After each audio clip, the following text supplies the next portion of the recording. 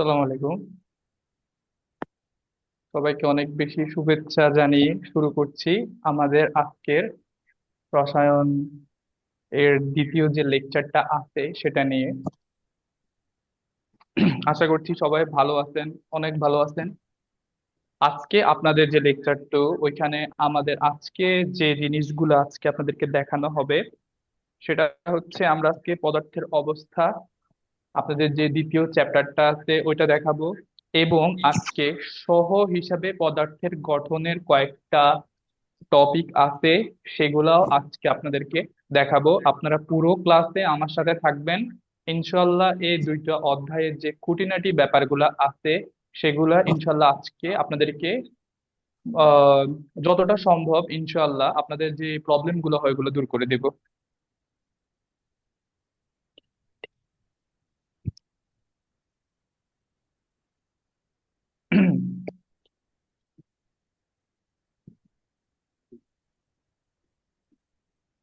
আচ্ছা, আজকে আমরা প্রথমে যে জিনিসটা পড়বো, আপনাদের প্রথমে আমরা বইয়ের থেকে একটু ব্যাখ্যা করে বলতে হবে যে আপনাদেরকে যখন সংজ্ঞা দিবে, যেমন হচ্ছে কঠিন পদার্থ কাকে বলে, তরল পদার্থ কাকে বলে বা গ্যাসীয় পদার্থ কাকে বলে, আপনি যদি বাচ্চাকালের মতো বলেন যে আমরা যা কিছু দেখি যে যার আকার আছে, যার আয়তন আছে, অথবা হচ্ছে যার একটা অস্তিত্ব আছে, সেটা হচ্ছে কঠিন পদার্থ। যে প্রবাহমান সেটা হচ্ছে তরল। আর যে স্বতঃস্ফূর্ত ভাবে হচ্ছে যে পানি থেকে মানে এই যে বাষ্পতে পরিণত হয়, এগুলো বললে এখন কিন্তু আর হবে না। আপনারা যেহেতু ক্লাস 9 10 আসছেন এবং আপনারা যেহেতু সায়েন্স ব্যাকগ্রাউন্ডের, আপনাকে অবশ্যই সংজ্ঞাগুলো সায়েন্স ব্যাকগ্রাউন্ডের মতো করে দিতে হবে। ওকে, তাহলে আপনাদের বইয়ের প্রথমে কিন্তু সংজ্ঞাটা আছে কিরকম আমি আগে একটু বলি। আপনাদের বইয়ে প্রথমেই আছে যে কঠিন পদার্থ বলতে বোঝায় যে পদার্থে নির্দিষ্ট ভর, নির্দিষ্ট আকার এবং নির্দিষ্ট আয়তন থাকে। ওকে, এটা আপনাদের বইয়ের প্রথম পৃষ্ঠায় আছে। কিন্তু এটা বললে আপনাদের ক্ষেত্রে আমি বলতে চাই যে আপনি যেহেতু সায়েন্স ব্যাকগ্রাউন্ডের, আপনি এভাবে বলবেন না। আমাদের কণার গতিতত্ত্ব অনুযায়ী এই সংজ্ঞাগুলো দেওয়ার চেষ্টা করতে হবে। কারণ কণার গতিতত্ত্বের মধ্যে যেভাবে সংজ্ঞাগুলো দেওয়া আছে, এই সংজ্ঞা অনুযায়ী যদি আপনি লিখেন, তাহলে যখন পরীক্ষক আপনার খাতা দেখবে তখন তিনি বুঝতে পারবেন যে আপনি আহ মানে মোটামুটি পড়ছেন, পড়ে তারপর পরীক্ষা দিচ্ছেন। আচ্ছা, তাহলে এখন আপনাদেরকে কণার গতিতত্ত্বটা আমি একটু বুঝাই দিই। কণার গতিতত্ত্বটা একটু মনোযোগ দিয়ে শুনবেন, আর হচ্ছেন যারা লাইভ ক্লাসে আছেন তারা আমাকে ঠিকমতো শুনতে পাচ্ছেন আর আমাকে ঠিকমতো দেখতে পাচ্ছেন কিনা একটু বলেন। জি জি স্যার, স্যার। দেখতে পাচ্ছি, শোনাও যাচ্ছে। জি দেখা স্যার। যাচ্ছে? জি জি স্যার। স্যার। আচ্ছা, ওকে, ঠিক আছে। পদার্থের যে কণার গতিতত্ত্বটা নিয়ে আমি আলোচনা করতে যাচ্ছি, এটা খুবই ইম্পর্টেন্ট। আপনারা যত আহ, খাতা কলম নিয়ে রেডি থাকেন আমি বলতেছি। প্রথমে হচ্ছে, এখানে বলা হয়েছে যে পৃথিবীর যত পদার্থ আছে তা ক্ষুদ্র ক্ষুদ্র কণা দ্বারা গঠিত। যে কোনো পদার্থ, যেমন ধরুন আমি একটা ইট, অথবা এটা ধরতে পারেন একটা ঘন কাটলাম, একটা বাক্স। বাক্স হইতে পারে, পানি হইতে পারে, যে কোনো কিছু হইতে পারে। সবগুলা পদার্থ, ইভেন হচ্ছে আমাদের মানব দেহের ছোট এবং হচ্ছে খুবই ক্ষুদ্র ক্ষুদ্র আহ যে আমাদের দেহের সবচেয়ে ক্ষুদ্রতম যে কণাটা সেটা হচ্ছে যে আপনার কোষ। এটা বায়োলজি ক্লাসে আপনারা নিশ্চয়ই জানতেন। ঠিক এরকম যাদের প্রাণ নাই, যেসব বস্তু হচ্ছে জড় পদার্থ আমরা যেগুলাকে বলি, সেগুলার ক্ষেত্রে সবচেয়ে প্রত্যেকটা পদার্থ ক্ষুদ্র ক্ষুদ্র কণা দ্বারা গঠিত। আপনারা কি বুঝতে পারতেছেন ব্যাপারটা? জি স্যার।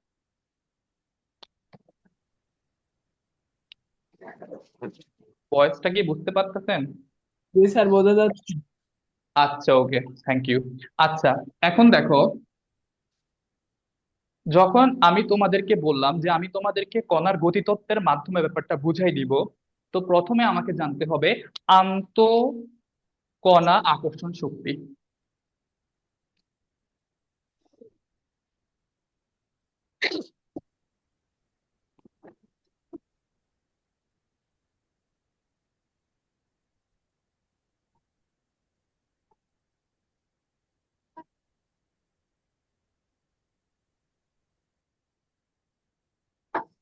আমাদের প্রথমেই জানতে হবে আন্তঃকণা আকর্ষণ শক্তিটা কি। আন্তঃকণা আকর্ষণ শক্তিটা হচ্ছে, এই যে আমি বললাম যে প্রত্যেকটা পদার্থ ক্ষুদ্র ক্ষুদ্র কণা দ্বারা গঠিত। এই ক্ষুদ্র ক্ষুদ্র কণাগুলো একটা কণার সাথে আরেকটা কণার মধ্যে যে আকর্ষণ, সেটাকে বলা হয় আন্তঃকণা আকর্ষণ।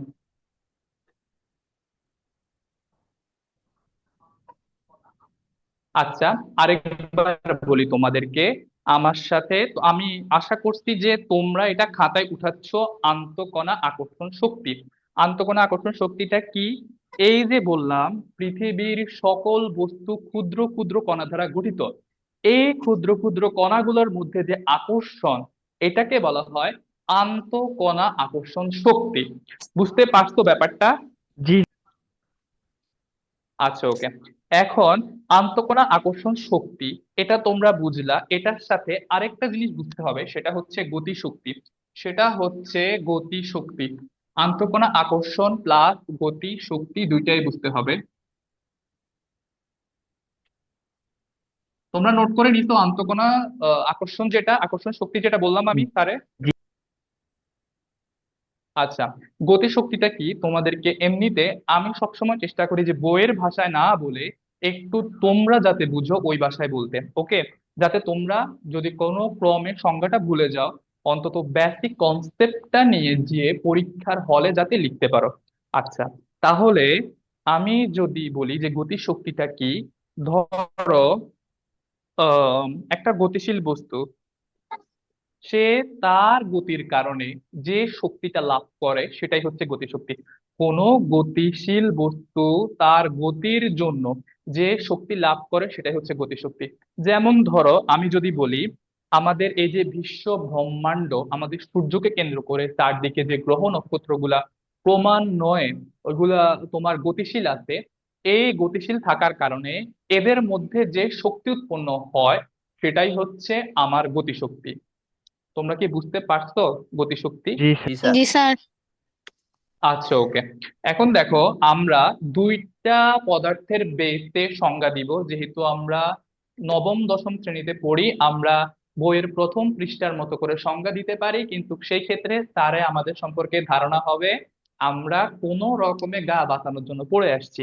আমরা সংজ্ঞা দিব আন্তঃকণা আকর্ষণ শক্তি এবং এই গতি শক্তির উপর বেস করে। ঠিক আছে? আচ্ছা, তাহলে আমরা প্রথমে একটু কঠিন যে বস্তুটা আছে বা কঠিন পদার্থ আছে ওইটাকে একটু কিভাবে সংজ্ঞায়িত করা যায় একটু শুনি।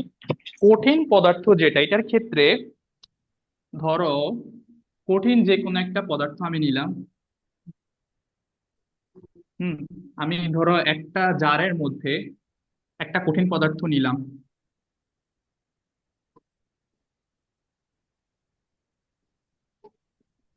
কঠিন পদার্থের ক্ষেত্রে তোমরা দেখে থাকবা কঠিন পদার্থ সব সময় একটা নির্দিষ্ট জায়গা জুড়ে থাকে। এবং কঠিন পদার্থের ক্ষেত্রে সবচেয়ে যেটা আহ আমাদের সবার মানে দেখা যায় সেটা হচ্ছে,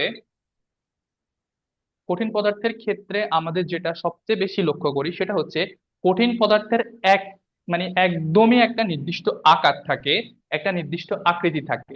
এবং কঠিন পদার্থের ক্ষেত্রে আমরা তোমাদেরকে প্রথমে যে শক্তিটার কথা বললাম সেটা হচ্ছে আন্তঃকণা আকর্ষণ শক্তি। এই শক্তিটা সবচেয়ে বেশি থাকে কোন পদার্থের মধ্যে বলো তো? কঠিন পদার্থের মধ্যে। হ্যাঁ, কঠিন পদার্থের মধ্যে। এখন দেখো, তাহলে আমরা কঠিন পদার্থের সংজ্ঞাটা কিভাবে দিতে পারি তারে বলতেছি, তোমরা একটু লিখো। লিখো, যে সকল পদার্থের যে সকল পদার্থের আন্ত আণবিক আকর্ষণ শক্তি সবচেয়ে বেশি, আন্তঃকণা আকর্ষণ শক্তি সবচেয়ে বেশি, এবং পদার্থে অবস্থিত পরমাণু বা অণুসমূহের মধ্যে গতিশক্তি কম তাকে কঠিন পদার্থ বলে। লিখতে পারছো তোমরা? স্যার একবার বলেন স্যার। আরেকবার বলবো। জি স্যার। যে সকল পদার্থের মধ্যে আন্তঃকণা আকর্ষণ শক্তি সবচেয়ে বেশি, যে সকল পদার্থের মধ্যে আন্তঃকণা আকর্ষণ শক্তি সবচেয়ে বেশি এবং পদার্থের মধ্যে অবস্থিত অণু বা পরমাণু সমূহের মধ্যে গতিশক্তি সবচেয়ে কম বা নেই বললেই চলে, তাকে কঠিন পদার্থ বলে। লিখতে পারছো তোমরা?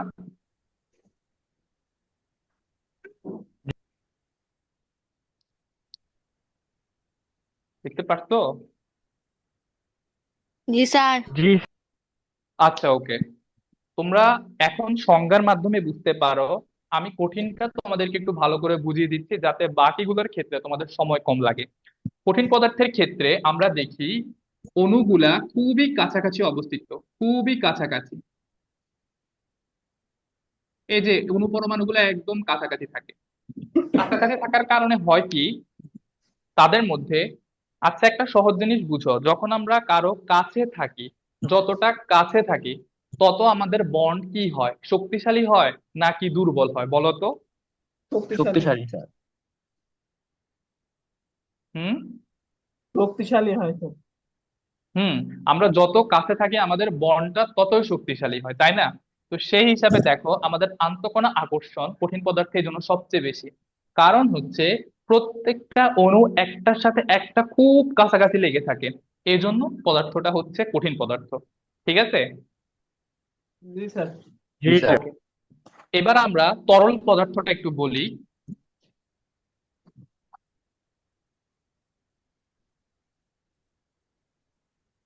না, মজার কথা হচ্ছে অনেকে বলে যে, মানে কয়েকজন বন্ধু একজন বন্ধুকে বলে যে দোস্ত, তোর তো এক একজনের সাথে মানে স্বভাবটা এক এক রকম। মানে হচ্ছে তোকে যে পাত্রে রাখা হয় তুই সেই পাত্রের আকারে ধারণ করস, তোকে যদি গ্লাসে রাখি তুই যে আকার ধারণ করস, কলসিতে রাখলে তুই আরেকটা আকার ধারণ করস, বোতলে রাখলে তুই আরেকটা আকার ধারণ করস। এই তরল পদার্থের অবস্থাটাও ঠিক তেমন। ঠিক তেমন মানে ঠিক তেমনই, কারণ হচ্ছে তুমি তরল পদার্থকে যে পাত্রে রাখো সে সেই পাত্রের আকারটাই ধারণ করে। আচ্ছা, এখন আমরা এত ইয়েতে না যাই, আমরা সহজে বলি যে তরল পদার্থ কাকে বলে। তোমরা অবশ্যই সংজ্ঞাটা লেখার আগে লিখে দিবা যে কণার গতিতত্ত্ব অনুযায়ী, কণার গতিতত্ত্ব অনুযায়ী কঠিন বস্তু এইটা, তরল পদার্থ এইটা, বায়বীয় পদার্থ বা গ্যাসীয় পদার্থ হচ্ছে এটা। ওকে।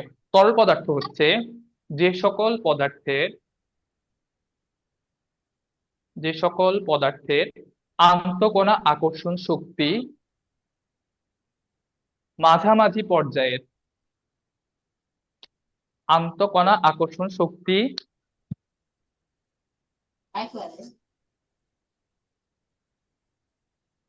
মাঝামাঝি পর্যায়ের এবং পদার্থের মধ্যে অবস্থিত অণু পরমাণুগুলোর গতিশক্তি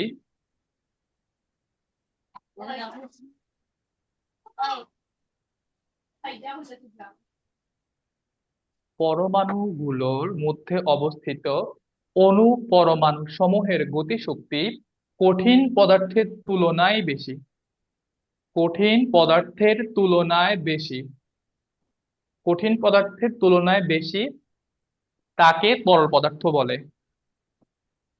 নোট ডাউন করছো তোমরা?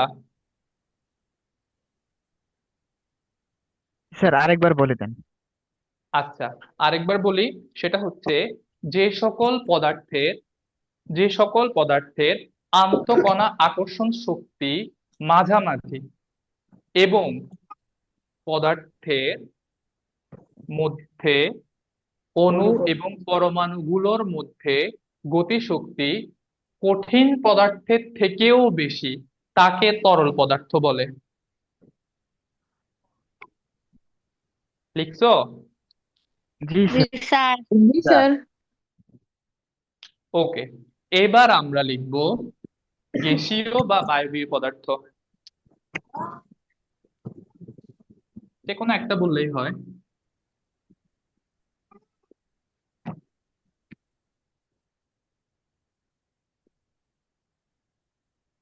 গ্যাসীয় পদার্থগুলা সচরাচর ভাবে আহ হচ্ছে যে এগুলোর মধ্যে আন্তঃকণা আকর্ষণ শক্তি সবচেয়ে কম, মানে তাদের অণুপরমাণুগুলোর মধ্যে ভালোবাসা সবচেয়ে কম। ঠিক আছে? আর ভালোবাসা যত কম হবে, বন্ধন তত হালকা হবে। তাহলে দেখো, গ্যাসীয় পদার্থের ক্ষেত্রে আমরা সংজ্ঞাটা এভাবে বলতে পারি, গ্যাসীয় পদার্থের ক্ষেত্রে সংজ্ঞাটা আমরা এইভাবে বলতে পারি যে যে সকল পদার্থের যে সকল পদার্থের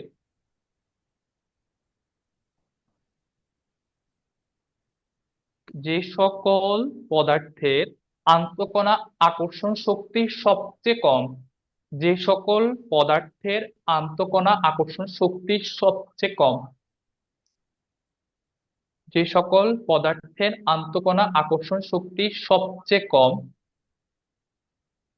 এবং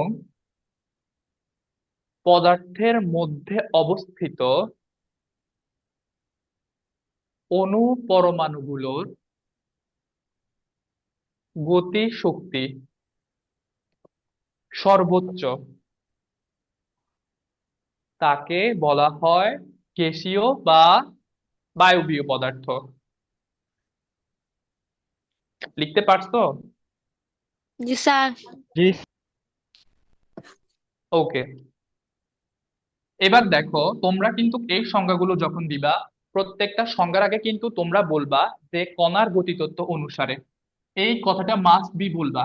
সাথে সাথে তোমার খাতার ওয়েট অনেক বেড়ে যাবে। তুমি যে পড়ালেখা করে পরীক্ষা দিতে আসছো, টিচাররা সাথে সাথে যেটা বুঝে যাবে। ওকে, এগুলো হচ্ছে পরীক্ষায় ভালো করার টেকনিক। ঠিক আছে? এখানে লিখবা কণার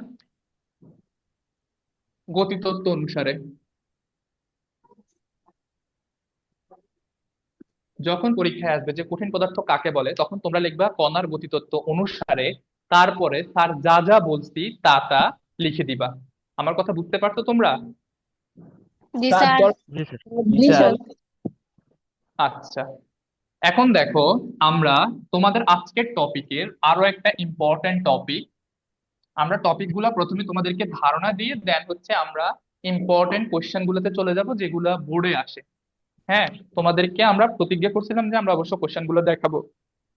এখন আমরা তোমাদেরকে যেটা পড়াবো সেটা হচ্ছে ব্যাপন।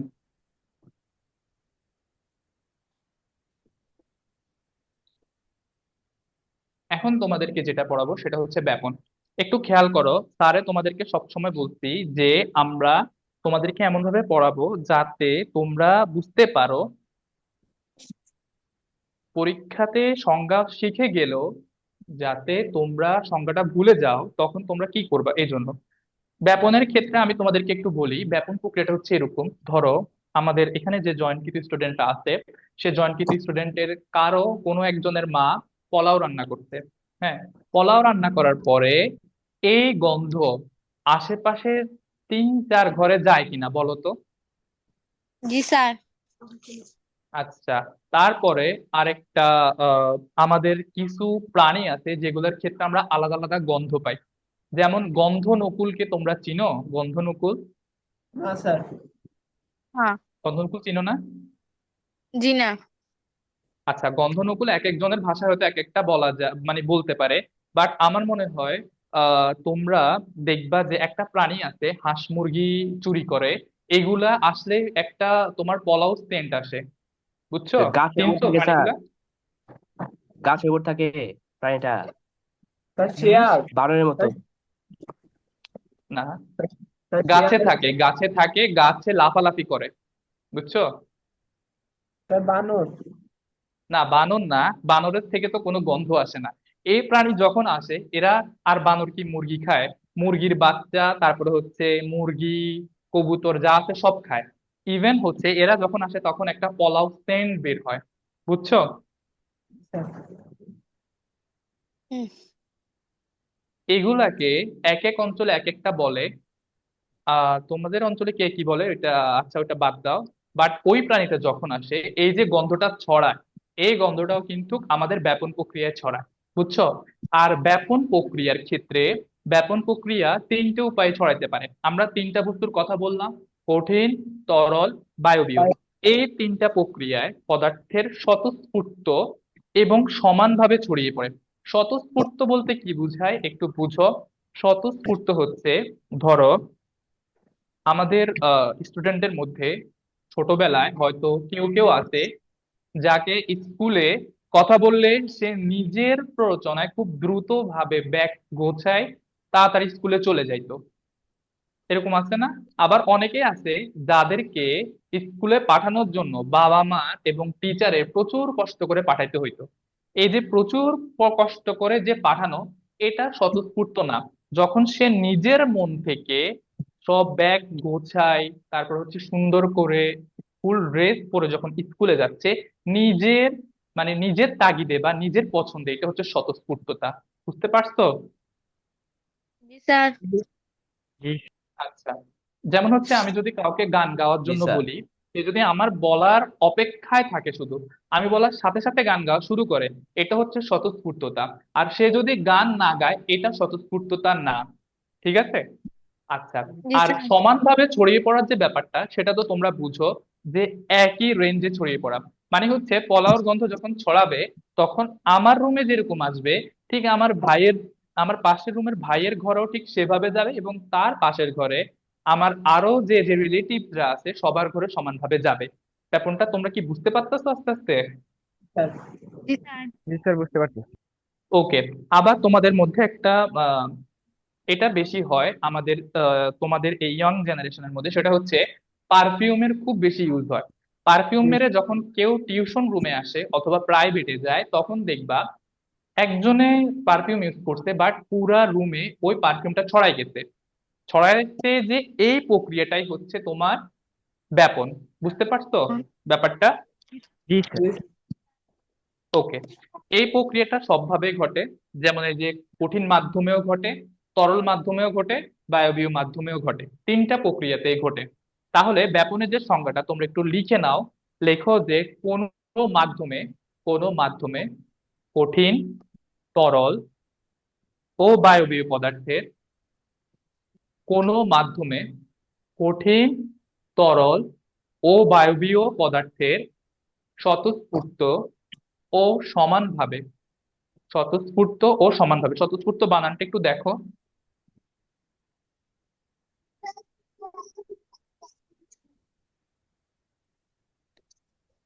স্বতঃস্ফূর্ত ও সমানভাবে ছড়িয়ে পড়ার প্রক্রিয়াকে ব্যাপন বলে।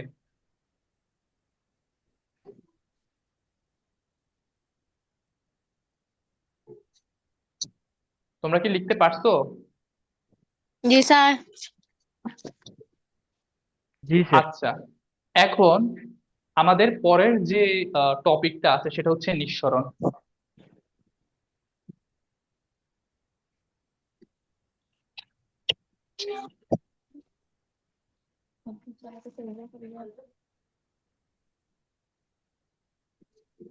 ব্যাপন আর নিঃসরণের মধ্যে ব্যাপার দুইটা কিন্তু কাছাকাছি, বাট জি হচ্ছে ওই যে বলে না, ওই শেষ হইয়াও হইল না শেষ।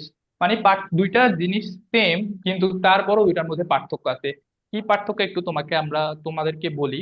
তোমরা তো বেলুন ফুলাইছো, কারো বার্থডেতে বেলুন ফুলাইছো, অথবা বিভিন্ন ছোটবেলায় আমরা অনেক বেশি বেলুন ফুলাতাম, বিভিন্ন ফাংশনে নিতাম। তো তখন ওই বেলুন গুলার ক্ষেত্রে তোমরা একটু খেয়াল করবা, যে যদি আমরা একটা সুই সুই দিয়ে বেলুনের মধ্যে যদি একটা ফুটা করি, সাথে সাথে সেটা ব্লাস্ট হয়ে যাবে।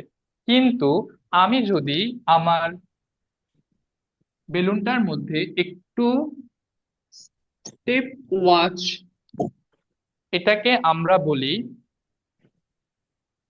আহ বলের উপরে লাগানো টেপ, বলের উপর লাগানো যে টেপটা, সেটার মধ্য দিয়ে যদি আমরা একটা ফুটো করি, তাহলে কি হবে? এই বেলুনের মধ্যে যে বায়বীয় পদার্থটা আছে, সেটা আস্তে আস্তে বের হবে এবং বেলুনটা চুপসায় যাবে।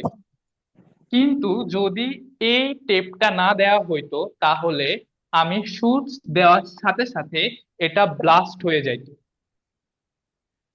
ব্যাপারটা, আমার কথা কি বুঝতে পারছো? জি স্যার, স্যার বুঝতে পেরেছি। জি স্যার। ওকে, এখন দেখো এটা কেন হয়। এটা হয় মূলত নিঃসরণের কারণে। নিঃসরণের মাধ্যমে এই যে এই সূক্ষ্ম ছিদ্রপথটা আমরা করলাম টেপের উপর দিয়ে যে সূক্ষ্ম ছিদ্রটা করলাম, এটার ফলে কি হয়েছে, তোমরা একটা জিনিস মনে রাখবা। তরল এবং বায়বীয় পদার্থের ক্ষেত্রে তরল এবং বায়বীয় পদার্থ সব সময় বেশি, মানে বেশি যেখানে সেখান থেকে কম যেখানে সেদিকে প্রবাহিত হয়। এটা এদের একটা সাধারণ ধর্ম। মানে বেশি পদার্থের বস্তু থেকে কম পদার্থের বস্তুতে এগুলা প্রবাহিত হয়। এটা তো তোমরা জানো, কেমন না? জি স্যার জি ওকে, স্যার। এই যে শুরু ছিদ্রপথ দিয়ে এখানে যখন বেলুনটা আমরা ফুলাইছিলাম, তখন এখানে যে গ্যাসটা ছিল, এই গ্যাসটাতে এই ফুটা করার ফলে এখান থেকে বায়ুগুলো বের হবে। বায়ু বের হওয়ার কারণে এটা চুপসাই যাবে। এই যে বেলুনের মধ্যে যে বাষ্পটা ছিল, এটার চাপ ছিল অনেক বেশি, উচ্চ চাপ ছিল। যেহেতু আমি তোমাদেরকে একটু আগে বলছি, গ্যাসীয় এবং তরলের ক্ষেত্রে সব সময় উচ্চ চাপের জায়গা থেকে নিম্ন চাপের জায়গার দিকে তারা প্রবাহিত হয়। তো দেখো বেলুনের মধ্যে উচ্চ চাপে ছিল, আর আমাদের পরিবেশটা হচ্ছে নিম্ন চাপ। তাই আমি এখানে ফুটো করার কারণে উচ্চ চাপ থেকে নিম্ন চাপের জায়গার দিকে এগুলো সজোরে বের হইছে। ব্যাপারটা বুঝতে পারতেছো? জি জি স্যার। স্যার। জি স্যার এই প্রক্রিয়াটাকে বলা হয় নিঃসরণ। এই প্রক্রিয়াটাকে বলা হয় নিঃসরণ এবং এই প্রক্রিয়াটাকে বলা হয় নিঃসরণ। বুঝতে পারছো? জি স্যার। ওকে, এবার তাহলে একটু সংজ্ঞাটা লেখো। চিত্র থেকে সংজ্ঞাটা লেখো। সরু ছিদ্রপথ দিয়ে লেখো। সরু ছিদ্রপথ দিয়ে, এই যে সরু বানানটা লিখে দিচ্ছি। সরু ছিদ্রপথ দিয়ে। দিয়ে সরু ছিদ্রপথ দিয়ে উচ্চ চাপের কোনো স্থান থেকে নিম্ন চাপের স্থানের দিকে উচ্চ চাপের কোনো স্থান থেকে নিম্ন চাপের স্থানের দিকে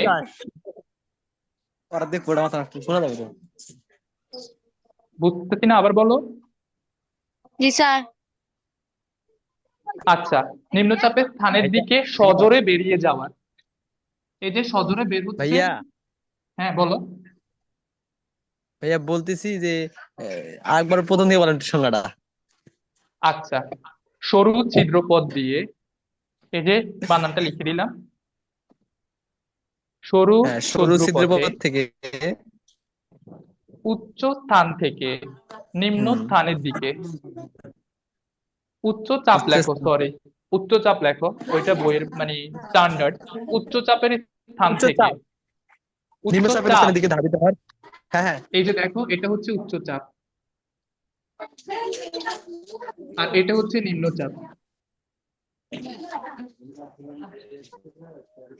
হ্যাঁ ভাইয়া। উচ্চ চাপের স্থান থেকে কোনো গ্যাস উচ্চ চাপের স্থান নিম্ন চাপে স্থানের দিকে সজোরে, খুবই জোরে দেখবে যে বেলুনে ফুটো করার সাথে সাথে বেলুনটা চুপসে যায়। খুবই জোরে, এই জন্য সজোরে বেরিয়ে আসার যে প্রক্রিয়া এটাকে নিঃসরণ বলে। তারপরে লিখছো তোমরা? জি জি স্যার ভাইয়া। হুম, জি স্যার ওকে। তোমরা সিএনজি তো চিনো সবাই, তাই না? আচ্ছা, তোমরা তোমাদের সাউন্ডটা একটু অফ করে রাখো, যখন কোশ্চেন করবা তখন সাউন্ডটা অন করবা, ঠিক আছে? আমরা সিএনজি তো তোমরা চিনো, তাই না? জি সিএনজি চিনো তো? জি জি স্যার। এটার মানে হচ্ছে কম্প্রেসড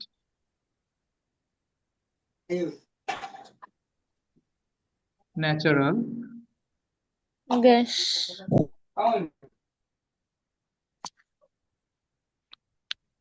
আমার পড়ার বিষয়টা এটা না। এই যে এই সিএনজি, এই গ্যাসটা, এটা হচ্ছে একটা জ্বালানি। এই যানবাহনের জ্বালানি হিসেবে এই সিএনজিটা ব্যবহার করা হয়। এই সিএনজিটা কিভাবে ব্যবহার করা হয় তোমরা জানো? এই সিএনজিটা হচ্ছে উচ্চ চাপের মিথেন। যেহেতু তোমরা টেস্ট পরীক্ষা দিয়ে দিছো, মিথেন চেনার কথা, মিথেন চিনো তোমরা? CH4। जी सर। जी सर। এই মিথেনটাকে উচ্চ চাপে সংকুচিত করে, ওই যে তোমরা দেখবে যে সিএনজির সামনে বা পিছনে, সামনেই থাকে অ্যাজ ইউজুয়াল, মানে হচ্ছে তোমরা যে সিটে বসো তার সামনে, সেখানে এই সিএনজিটা তোমার উচ্চ চাপে সংকুচিত করে রাখা হয়, এবং সেখান থেকে ছিদ্র পথে সজোরে গ্যাস বের হয়, এবং আমাদের ওই গাড়ির জ্বালানি হিসাবে এই সিএনজিটা কাজ করে। বুঝতে পারছো? जी सर। এটা হচ্ছে নিঃসরণের একটা ঘটনা। ওকে। তারপরে তোমাদের নিঃসরণ আর ব্যাপনের মধ্যে বলছিলাম যে দুইটা বস্তুই সেম, কিন্তু একটু পার্থক্য আছে। দেখবা ব্যাপনের ক্ষেত্রে আমি বলছি তিনটা মাধ্যমে ব্যাপন ঘটতে পারে। কঠিন তরল বায়বীয়। কি বলছো? বলছেন যে ব্যাপনের ক্ষেত্রে তিনটা মাধ্যমে করতে পারে, সেটা হচ্ছে কঠিন তরল বায়বীয় মাধ্যম। হ্যাঁ, ওইটা হচ্ছে কঠিন তরল বায়বীয়। কিন্তু নিঃসরণের ক্ষেত্রে শুধু বায়বীয় প্রক্রিয়ার মাধ্যমে নিঃসরণ সংঘটিত হইতে পারে। শুধুমাত্র নিঃসরণটা হইতে পারে বায়বীয় মাধ্যমে, আর ব্যাপনটা হইতে পারে কঠিন তরল বায়বীয় মাধ্যমে। পার্থক্যটা কি বুঝতে পারছো? জি ভাইয়া। जी सर। जी।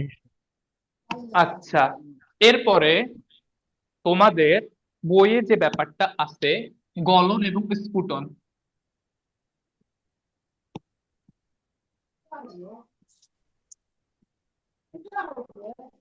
তোমরা স্যারের পড়া বুঝতেছো? জি जी सर। ক্লিয়ার जी হচ্ছে सर। ব্যাপারগুলা? जी सर। जी জি স্যার। सर। ওকে। আমরা তাহলে এগুলাও তোমাদেরকে একটু বইয়ের বাসার বাইরে যাই বোঝানোর চেষ্টা করি। ধরো কোনো একটা পদার্থ, ধরো অনেকে আইসক্রিম খেতে পছন্দ করো। এই যে আইসক্রিম খাচ্ছ, তুমি গরমকালে আইসক্রিমটা নিয়ে যখন রাস্তা দিয়ে না খেয়ে হাঁটবা, দেখবা কিছুক্ষণ পরে আইসক্রিমটার অনেকাংশই গলে গেছে না? এরকম হয় না? जी भैया। এই जी। যে সূর্যের তাপ, এটা হচ্ছে আমাদের তাপের প্রভাব। সূর্যের তাপের প্রভাবে আমাদের আইসক্রিমটা গলে গেছে। সূর্যের তাপের প্রভাবে আমাদের আইসক্রিমটা গলে গেছে। এরকম করে তুমি তাপ প্রয়োগ করে পৃথিবীর যত শক্ত পদার্থ আছে, আমাদের রসায়নের ভাষায় সবগুলো পদার্থর গলন সম্ভব। তুমি ইট, লোহা, হীরা, পৃথিবীর সবচেয়ে শক্ত ধাতু কিন্তু হচ্ছে হীরা, সেটাকেও তুমি গলাইতে পারো। বুঝছো? তো হচ্ছে আমরা যখন তাপ প্রয়োগ করব, তখন পদার্থের কঠিন অবস্থাটা আস্তে আস্তে তরল অবস্থাতে পরিণত হবে। বুঝতে পারছো? জি जी सर। जी सर। তাপ প্রয়োগ করলে যখন কঠিন পদার্থ তরল অবস্থায় পরিণত হবে, এই প্রক্রিয়াটাকে বলা হয় গলন। গলনটা কি বুঝতে পারছো? জি जी सर। স্যার। जी सर। ওকে। তাহলে তাপ প্রয়োগ, আমার গলনের যখন সংজ্ঞা বলবো তোমরা একটু লিখো। তাপ প্রয়োগে তাপ প্রয়োগে জি তারপরে বলেন। কোনো পদার্থে তাপ প্রয়োগে কোনো পদার্থের কঠিন অবস্থা থেকে তরল অবস্থায় রূপান্তর করার প্রক্রিয়াকে বলা হয় গলন।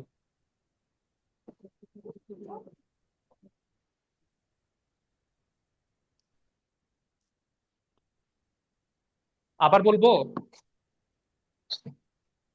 না স্যার, ঠিক আছে। তাপ প্রয়োগে কোনো পদার্থের কঠিন অবস্থা থেকে তরল অবস্থায় পরিণত হওয়ার প্রক্রিয়াকে বলে গলন।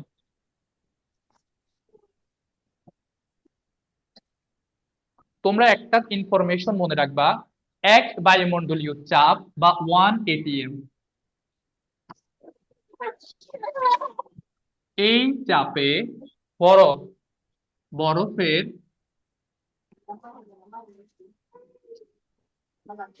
গলন 0°C মানে হচ্ছে এটাকে গলন না বলে গলনাঙ্ক বলি, তাইলে তোমরা আর একটু ভালো করে রিলেট করতে পারবা।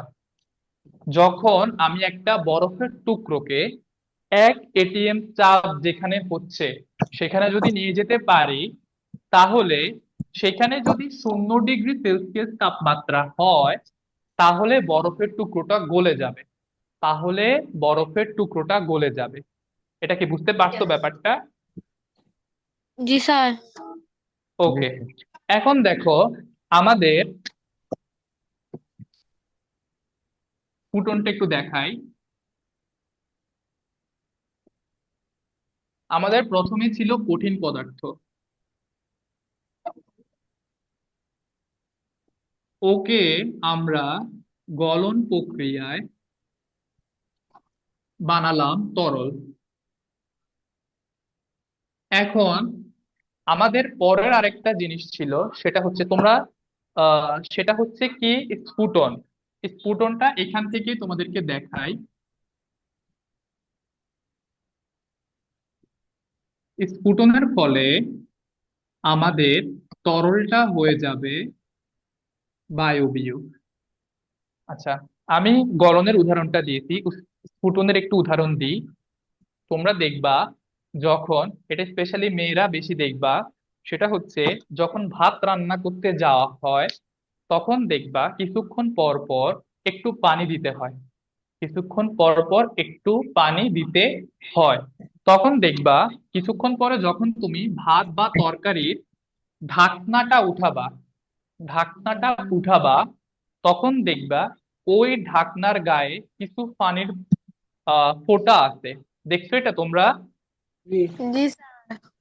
এই ফোঁটা যে পানিগুলো, এগুলোকে বলা হয় পাতিত পানি। এগুলোকে কি বলা হয়? পাতিত। পাতিত পানি। এই যে দেখো, পরীক্ষায় এই সংজ্ঞাটা আসতে পারে, পাতিত পানি কাকে বলে।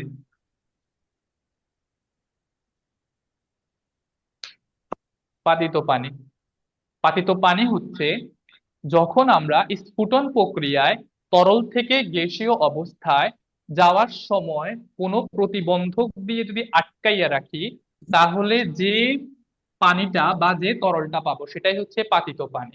বুঝতে পারছো? জি। জি স্যার। ওকে, এখন দেখো তরল পদার্থ। হ্যাঁ, আবার বলো কি?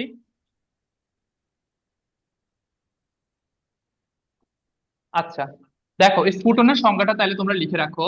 তাপ প্রয়োগে, তাপ প্রয়োগে তরল পদার্থ বায়বীয় পদার্থে পরিণত হওয়ার প্রক্রিয়াকে বলা হয় স্ফুটন। তাপ প্রয়োগে তরল পদার্থ বায়বীয় পদার্থে বা গ্যাসে রূপান্তর হওয়ার প্রক্রিয়াকে বলা হয় স্ফুটন। লিখছো? জি স্যার। ওকে, জি স্যার। এখন দেখো এক বায়ুমণ্ডলীয় চাপে তোমাদেরকে বলছিলাম, যদি মানে 1 ATM চাপের কোনো জায়গায় যখন তুমি একটা কঠিন বস্তুকে রাখবা, মানে বরফকে রাখবা, তখন তার গলনাঙ্ক হবে 0°C।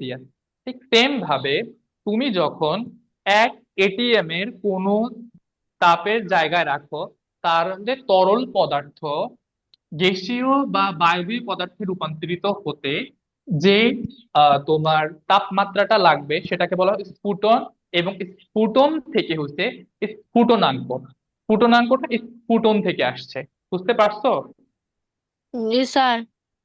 এই 1 ATM চাপে, 1 ATM চাপের কোনো জায়গায় আমি যদি পানিকে নিয়ে স্ফুটন করতে চাই, তাহলে আমার পানি 100°C তাপমাত্রায় গ্যাসীয় পদার্থে পরিণত হবে। গ্যাসীয় পদার্থে পরিণত হবে। ব্যাপারগুলো ক্লিয়ার হচ্ছে? জি স্যার। জি স্যার। ওকে, আরেকবার বলি আমি তাহলে। কঠিন পদার্থের বরফ, বরফকে যখন আমি 1 ATM চাপের কোনো জায়গায় রাখবো, 1 ATM চাপের কোনো জায়গায় রাখবো, তখন 0°C তাপমাত্রায় আমার বরফ গলে তরলে পরিণত হবে। আবার যখন আমি এই 1 ATM পরিবেশে আমি কঠিন থেকে যে পানিটা পাইলাম সেই পানিকে 100 ডিগ্রি সেলসিয়াস তাপমাত্রায় যখন আবার উত্তপ্ত করব তখন সেটা গ্যাসীয় পদার্থে পরিণত হবে। বুঝতে পারছো? জি জি স্যার জি স্যার তাহলে জি পরীক্ষায় স্যার এটা আসতে পারে যে এক বায়ুমণ্ডলীয় চাপে পানির গলনাঙ্ক কত। এটা একটু লিখে রাখো, আমি লিখে দিচ্ছি। এগুলো সবগুলো এক এটিএম চাপে পানির গলনাঙ্ক 0 ডিগ্রি সেলসিয়াস এবং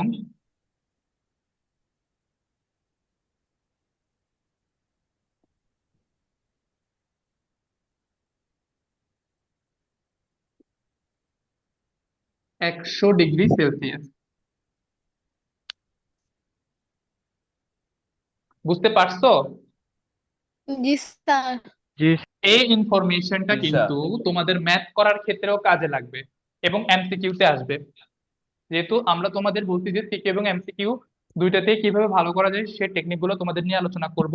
আমাদের এই অধ্যায় কিন্তু টেকনিকের ব্যাপারটা একটু কম, এখানে টেকনিকের ব্যাপার খুব একটা নাই, কিন্তু ইনশাআল্লাহ পরের যে চ্যাপ্টার গুলো আছে সে চ্যাপ্টার গুলোতে তোমরা দেখবা টেকনিকের খেলা, কিভাবে পদার্থের গঠন, সুপ্ত যোজনী, সক্রিয় যোজনী, তারপরে যোজ্যতা ইলেকট্রন, যোজনী, তারপর হচ্ছে তোমার ওই যে প্রশমন বিক্রিয়া, তারপরে হচ্ছে তোমার জৈব যৌগের যে সমস্যাগুলো আছে, অ্যালকেন থেকে তোমার অ্যালকোহল কিভাবে হয়, অ্যালকোহল থেকে অ্যালকোহলিক অ্যাসিড কিভাবে হয়, অ্যালকোহল কিভাবে হয়, ওগুলা আমরা টেকনিকের মাধ্যমে তোমাদেরকে বুঝাই দিব। এবং বর্ণহীনতার যে বিক্রিয়াগুলো আছে, পটাশিয়াম পার ম্যাঙ্গানেটের বর্ণ কিভাবে চেঞ্জ হয়, ম্যাঙ্গানিজের বর্ণ কিভাবে চেঞ্জ হয়, এগুলো তোমাদেরকে দেখাই দিব। তোমরা শুধু আমাদের সাথে রসায়ন ক্লাসগুলোতে থাকবা, ঠিক আছে? জি স্যার জি স্যার ওকে। জি এখন স্যার দেখো, আমি তোমাদের দেখালাম যে পানিকে গলন প্রক্রিয়ায় আমরা বানাইলাম তরল, তরলকে আবার স্ফুটন প্রক্রিয়ায় বানাইলাম গ্যাস বা বায়বীয়, ঠিক আছে?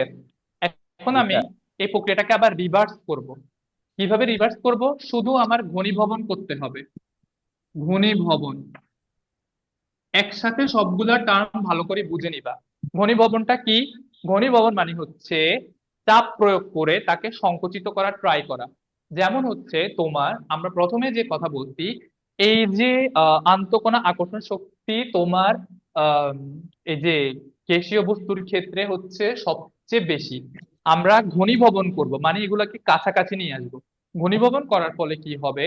তোমার বাষ্পীয় বা গ্যাসীয় পদার্থগুলা সে তরলে পরিণত হবে। তরলকে আবার ঘনীভবন করলে সেটা হয়ে যাবে বরফ। মানে হচ্ছে আমাদের প্রক্রিয়াটা রিভার্স, উল্টা দিক থেকে আসছে। তোমরা কি ব্যাপারটা বুঝতে পারছো? জি জি স্যার স্যার স্যার জি স্যার ওকে। এই ব্যাপারটা টোটালি কি মানে ক্লিয়ার হইছো? জি স্যার জি জি স্যার স্যার ওকে। এখন দেখো, আমরা এই অধ্যায়ের আরো একটা টপিক আছে, সেটা হচ্ছে পাতন এবং ঊর্ধ্বপাতন। পাতন এবং ঊর্ধ্বপাতন এই ব্যাপারটা তোমাদেরকে একটু বুঝাই দিই। তোমরা গলন স্ফুটনের সংখ্যাগুলো কি লিখছো? জি স্যার জি স্যার জি জি স্যার স্যার ওকে, পাতনটা একটু বলি আগে।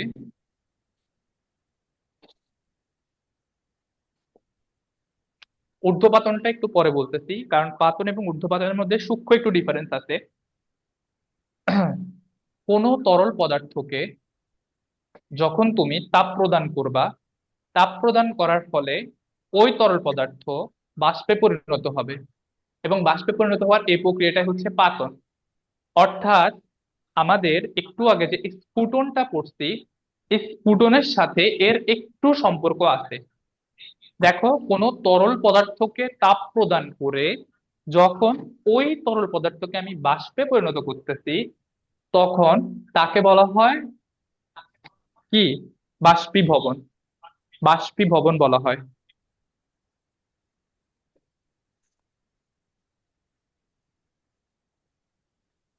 বাষ্পীভবন কি বুঝতে পারছো? জি স্যার আচ্ছা। জি এই স্যার পাতন সমান হচ্ছে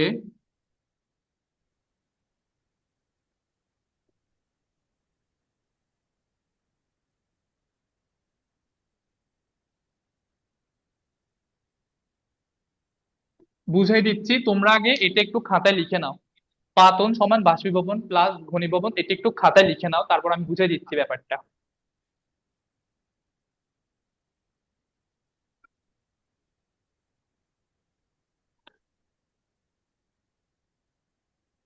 লিখছো? জি জি স্যার। জি স্যার। স্যার। ওকে, দেখো, আমি তোমার এক গ্লাস পানি নিলাম, চা বানানোর উদ্দেশ্যে এক গ্লাস পানি নিলাম কেটলিতে। ঠিক আছে? এখন যখন আমি চা বানাইতে যাব, তখন এটাকে তাপ দিব। এটাকে কি করব? তাপ দিব। তাপ তাপ দেওয়ার ফলে এখান থেকে কিছু অণু এভাবে বাষ্পীভূত হয়ে যাবে না? জি স্যার। এই প্রক্রিয়াটাকে বলে হচ্ছে আমাদের বাষ্পীভবন। এই প্রক্রিয়াটাকে কি বলে? বাষ্পীভবন। বাষ্পীভবন। এখন এই অণুগুলোকে বাই এনি চান্স আমি যদি কোন একটা রাসায়নিক প্রক্রিয়ার মাধ্যমে সংরক্ষণ করে তাকে যদি আমি মানে তাপটা ওর থেকে নিয়ে নিই, তাপ হ্রাস করলে সে আবার এই তরলে পরিণত হবে না? হুম। জি স্যার। তারপর হ্রাস করে। শামীম, আছো তুমি? জি স্যার। বুঝতেছো ব্যাপারগুলো তোমরা? জি স্যার। জি স্যার। ওকে, দেখো, আমি যদি বা কোনো রাসায়নিক প্রক্রিয়ায় এটাকে ধরে এটাকে ঠান্ডা করি বা এটা থেকে তাপ নিয়ে নিই, তাহলে এটা আবার তরল হচ্ছে না? জি স্যার। এই প্রক্রিয়াটাই হচ্ছে পাতন। মানে হচ্ছে তরলকে প্রথমে বাষ্প বানাবো, জি স্যার। বাষ্পকে আবার তরল বানাবো, এই প্রক্রিয়াটার নামই হচ্ছে পাতন। বুঝতে পারছো পাতন? জি জি স্যার। বুঝতে পেরেছি। স্যার। এটা কি সহজ মনে হচ্ছে? জি স্যার, সহজ মনে হচ্ছে। ওকে, তাহলে এটা লিখে ফেলো। কোনো তরলকে কোনো তরলকে কোনো তরলকে তারপর তাপ প্রদান করলে কোনো তরলকে তাপ প্রদান করলে তাপ প্রদানে তা বাষ্পে পরিণত হয়। তাপ প্রদানে তা বাষ্পে পরিণত হয় এবং তাকে পুনরায় শীতলীকরণের মাধ্যমে শীতলীকরণের মাধ্যমে শীতলীকরণ বানানটা লিখে দিচ্ছি, শীতলীকরণ, শীতলীকরণের মাধ্যমে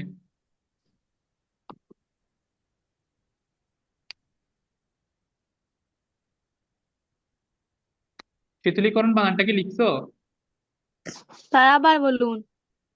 প্রথম থেকে? জি স্যার। কোনো তরলকে তাপ প্রয়োগ করে বা তাপ প্রদানে বাষ্পে পরিণত করে করে কোনো করে পদার্থে তরল বাষ্পে পদার্থে তাপ, আরেকবার বলবো? কোন তরলকে তাপ প্রদানে করলে তাপ প্রদানে তাপ বাষ্পে পরিণত করে। হ্যাঁ, তা বাষ্পে পরিণত করে তাকে পুনরায় শীতলীকরণের মাধ্যমে তরলে পরিণত করে।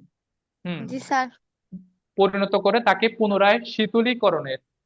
শীতলীকরণের মাধ্যমে তরলে পরিণত করার পদ্ধতিকে পাতন বলে। জি স্যার। লিখছো? সবাই লিখছো? জি জি স্যার। ওকে, মানে হচ্ছে পাতন প্রক্রিয়াটা হচ্ছে রিভার্স অ্যান্ড অ্যান্টি রিভার্স। মানে হচ্ছে আমি একটা বস্তুকে, তরল ছিল তাকে বাষ্প বানালাম, আবার সে বাষ্পটাকে ধরে ঠান্ডা করে তাকে আবার তরল বানালাম, এটাই হচ্ছে পাতন। বুঝতে পারছো? জি স্যার। জি স্যার। পরীক্ষার হলে যদি তোমরা ভুলে যাও পাতন কাকে বলে, স্যারের এই বুঝানোর যে তোমাদেরকে যে বুঝাই বললাম, ওই বুঝা বলা থেকে তোমরা লিখতে পারবে না সংজ্ঞা? জি জি স্যার, স্যার। লিখতে পারবো। জি স্যার। জি স্যার। ওকে, এখন দেখো আমরা যেটা তোমাদেরকে পড়াবো সেটা হচ্ছে ঊর্ধ্বপাতন। একটু লিখো ঊর্ধ্বপাতন। তো তো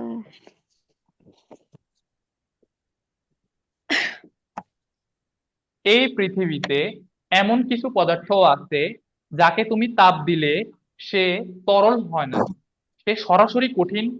তাপ দিলে সরাসরি বাষ্প হয়ে যায়। আবার তাকে যখন তুমি ঠান্ডা করো সে তরল না হয়ে সরাসরি কঠিন হয়ে যায়। বুঝছো? এরকম পদার্থ কিন্তু জি পৃথিবীতে স্যার। আছে। তোমরা অনেকের বাসায় হয়তো কর্পূর ইউজ করো ওই যে সাদা সাদা ছোট ছোট গোটা, স্পেশালি কাপড়ে যাতে বাজে গন্ধ না হয় এবং পোকামাকড় না উঠে এই জন্য ইউজ করা হয়। দেখছো তোমরা? জি স্যার, জি দেখছি। স্যার। ওইটাকে যদি তুমি তাপ দাও, ওই কর্পূর ওইটা যদি তুমি তাপ দাও, সে কিন্তু কোনোদিন তরল হবে না, সে বাষ্প হয়ে যাবে। বুঝছো? জি স্যার। আবার সে যে বাষ্প হবে, সেই বাষ্পটাকে যদি তুমি ঠান্ডাও করো, সে কিন্তু কখনোই তরল হবে না, সে সরাসরি কঠিন ওই যে কর্পূরটাতে পরিণত হবে। এটাই হচ্ছে ঊর্ধ্বপাতন। আর কর্পূরটা হচ্ছে ঊর্ধ্বপাতিত পদার্থ। এটা কি বুঝতে পারছো? জি জি স্যার। স্যার। আচ্ছা, তাহলে এটার সংজ্ঞাটা একটু লিখো। যে প্রক্রিয়ায় কোনো কঠিন পদার্থকে তাপ তাপ প্রদান প্রদান করা করলে হলে, সরাসরি যে প্রক্রিয়ায় কোনো কঠিন পদার্থকে তাপ প্রদান করা হলে সেগুলো তরলে পরিণত না হয়ে সরাসরি বাষ্পে পরিণত হয়, তাকে ঊর্ধ্বপাতন বলে। তাকে ঊর্ধ্বপাতন বলে।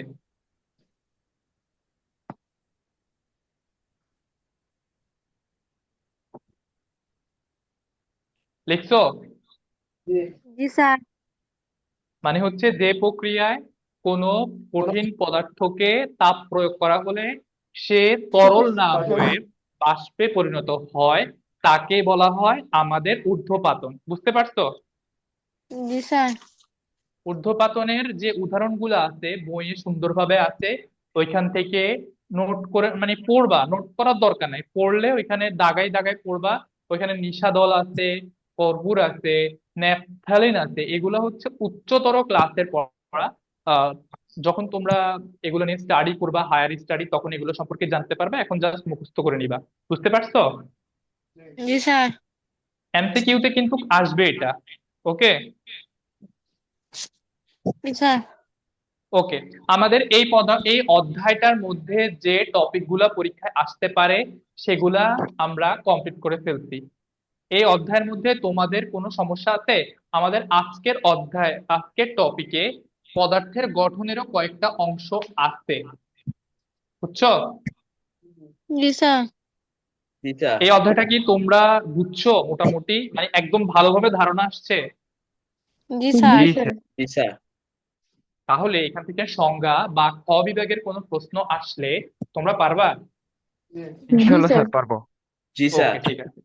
এখন তাহলে আমি তোমাদেরকে যেটা বলবো সেটা হচ্ছে আমাদের পরবর্তী অধ্যায়ের আজকে কিছু অংশ আছে, পদার্থের গঠন যে অধ্যায়টা আছে তার কিছু অংশ আছে।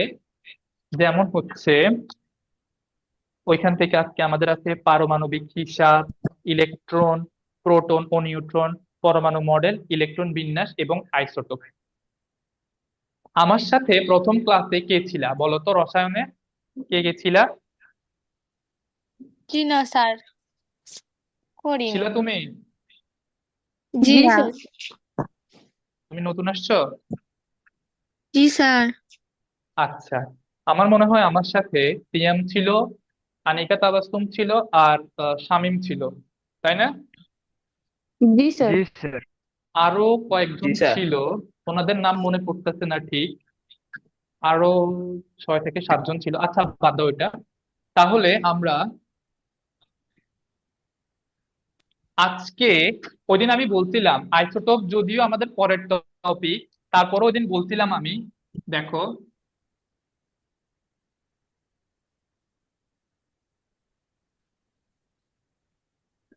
আইসোটোপের শেষ অক্ষরটা কি আমাকে বলো তো?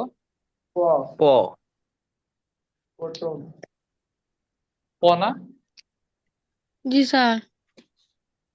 তাহলে জি স্যার। আইসোটোপ কাকে বলে? যে সকল পদার্থের প্রোটন সংখ্যা প্রোটন সংখ্যা সমান। সমান। মানে হচ্ছে প্রোটন, প্রোটন সংখ্যা সমান কিন্তু নিউটন কিন্তু সংখ্যা ভর সংখ্যা ভিন্ন, তাদেরকে পরস্পর আইসোটোপ বলে। স্যার, ভর সংখ্যার হ্যাঁ জায়গায় তো বলো। নিউটন দিতে পারতাম। বুঝি নাই। ভর সংখ্যার জায়গায় তো নিউটন সংখ্যাও লিখতে পারতাম, নিউটন সংখ্যাও তো ভিন্ন হতে পারে।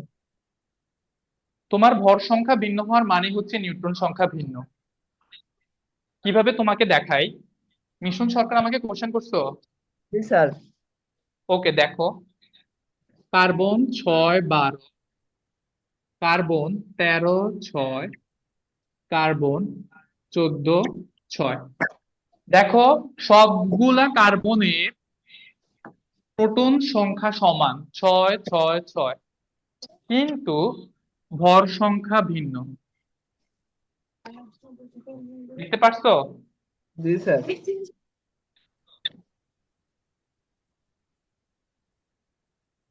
মিশন সরকার আমাকে যে কোশ্চেনটা করছো, তুমি এখান থেকে বুঝতে পারবে ব্যাপারটা।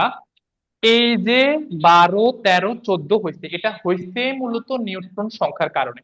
প্রথমটার ক্ষেত্রে দেখো, 6 + 6 সমান হচ্ছে 12। এই 6 হচ্ছে আমার প্রোটন সংখ্যা, আর এই 6 হচ্ছে আমার নিউট্রন সংখ্যা।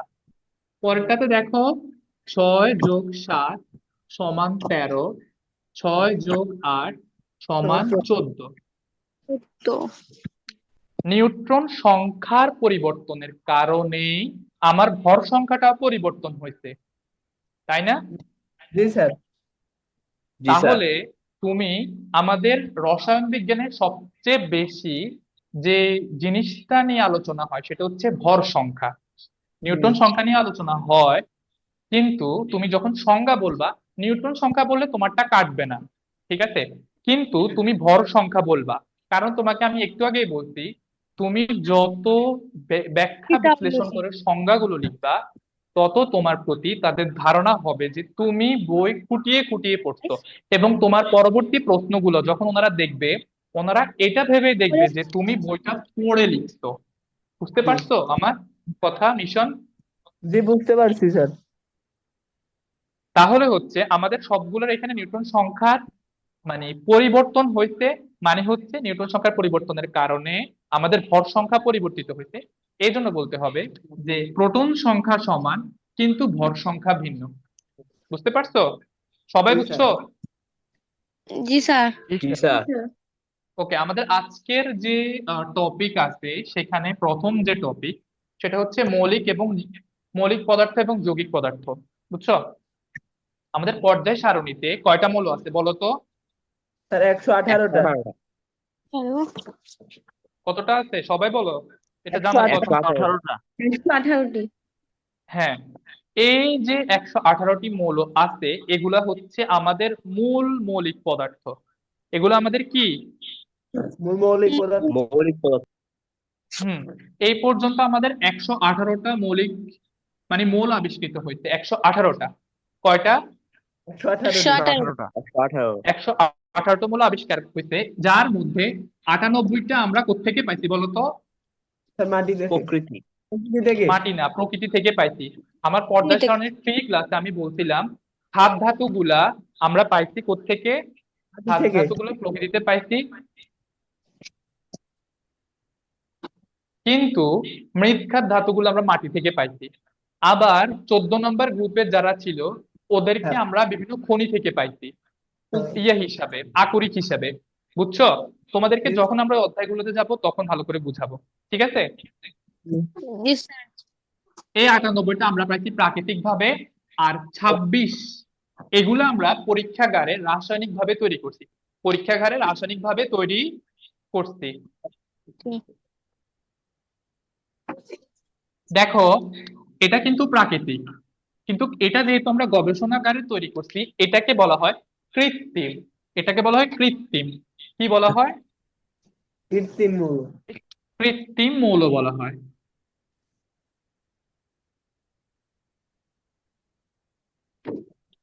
ওকে, এবার হচ্ছে আমরা যদি সংজ্ঞাতে যাই, যে সকল পদার্থকে যখন আমরা ভাঙবো, ভাঙলে সেই পদার্থ ছাড়া অন্য কোনো পদার্থ পাওয়া যায় না, তাকে বলা হয় মৌলিক পদার্থ।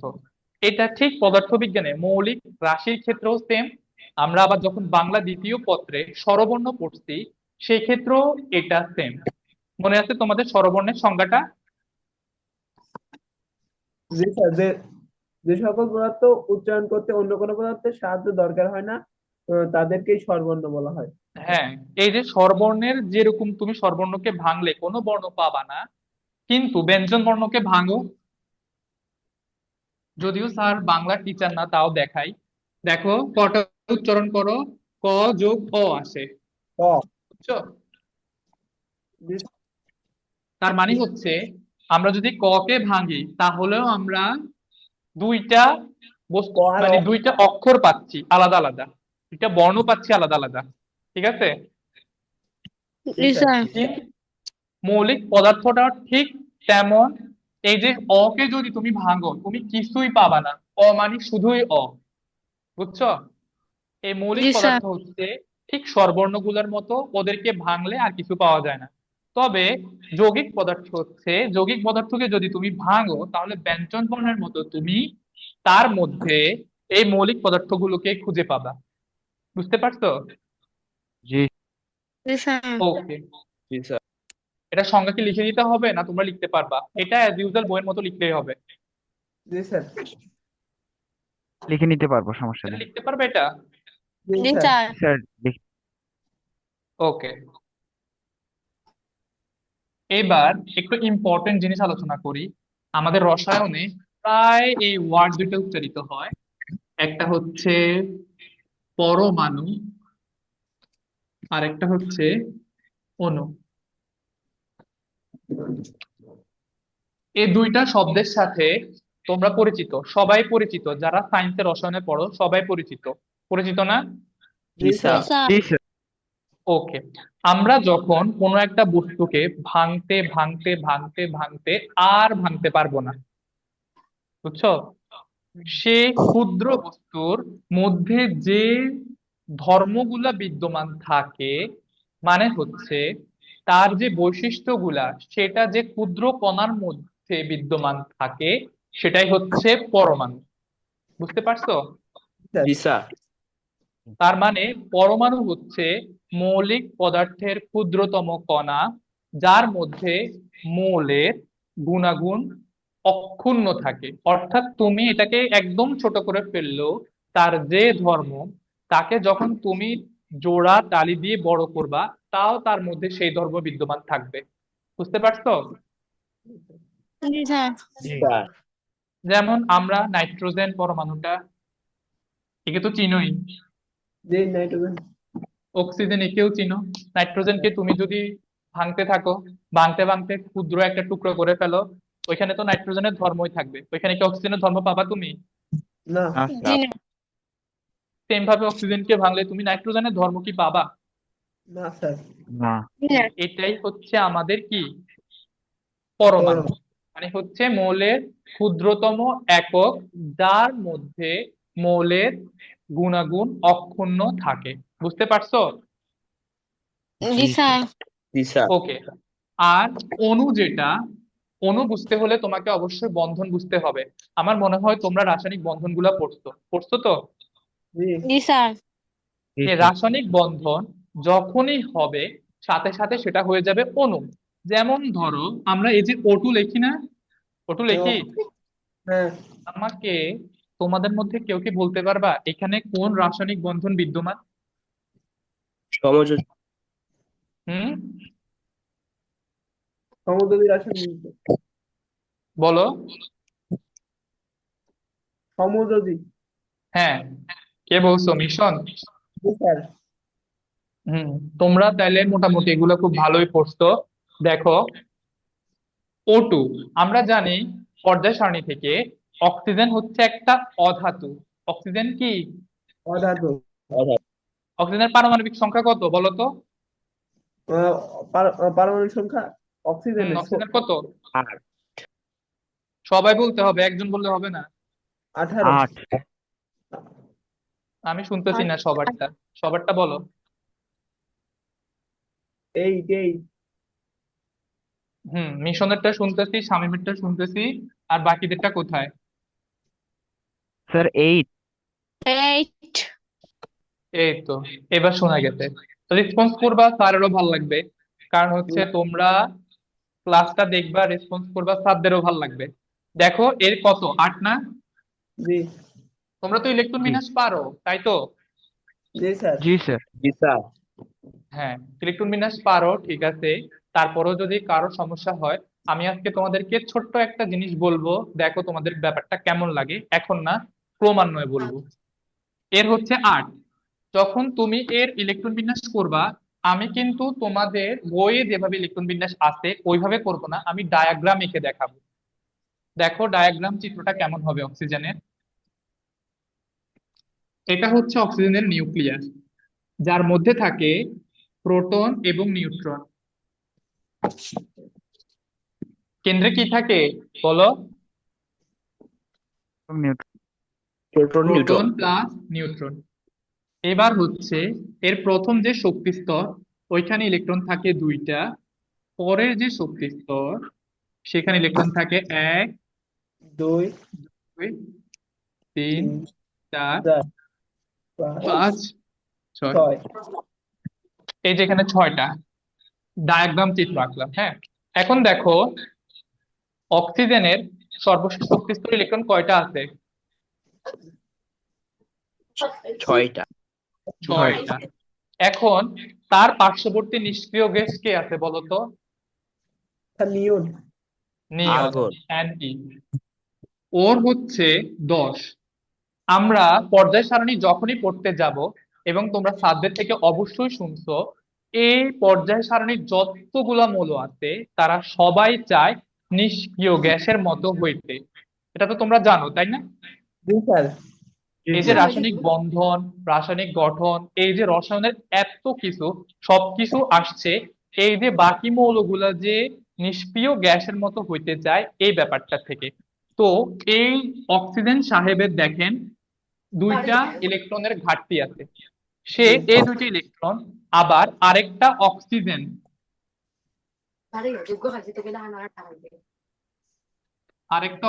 আচ্ছা ওই অক্সিজেনটা আমি আঁকলাম না, জাস্ট আমি আপনাকে শেয়ার করে দেখাচ্ছি।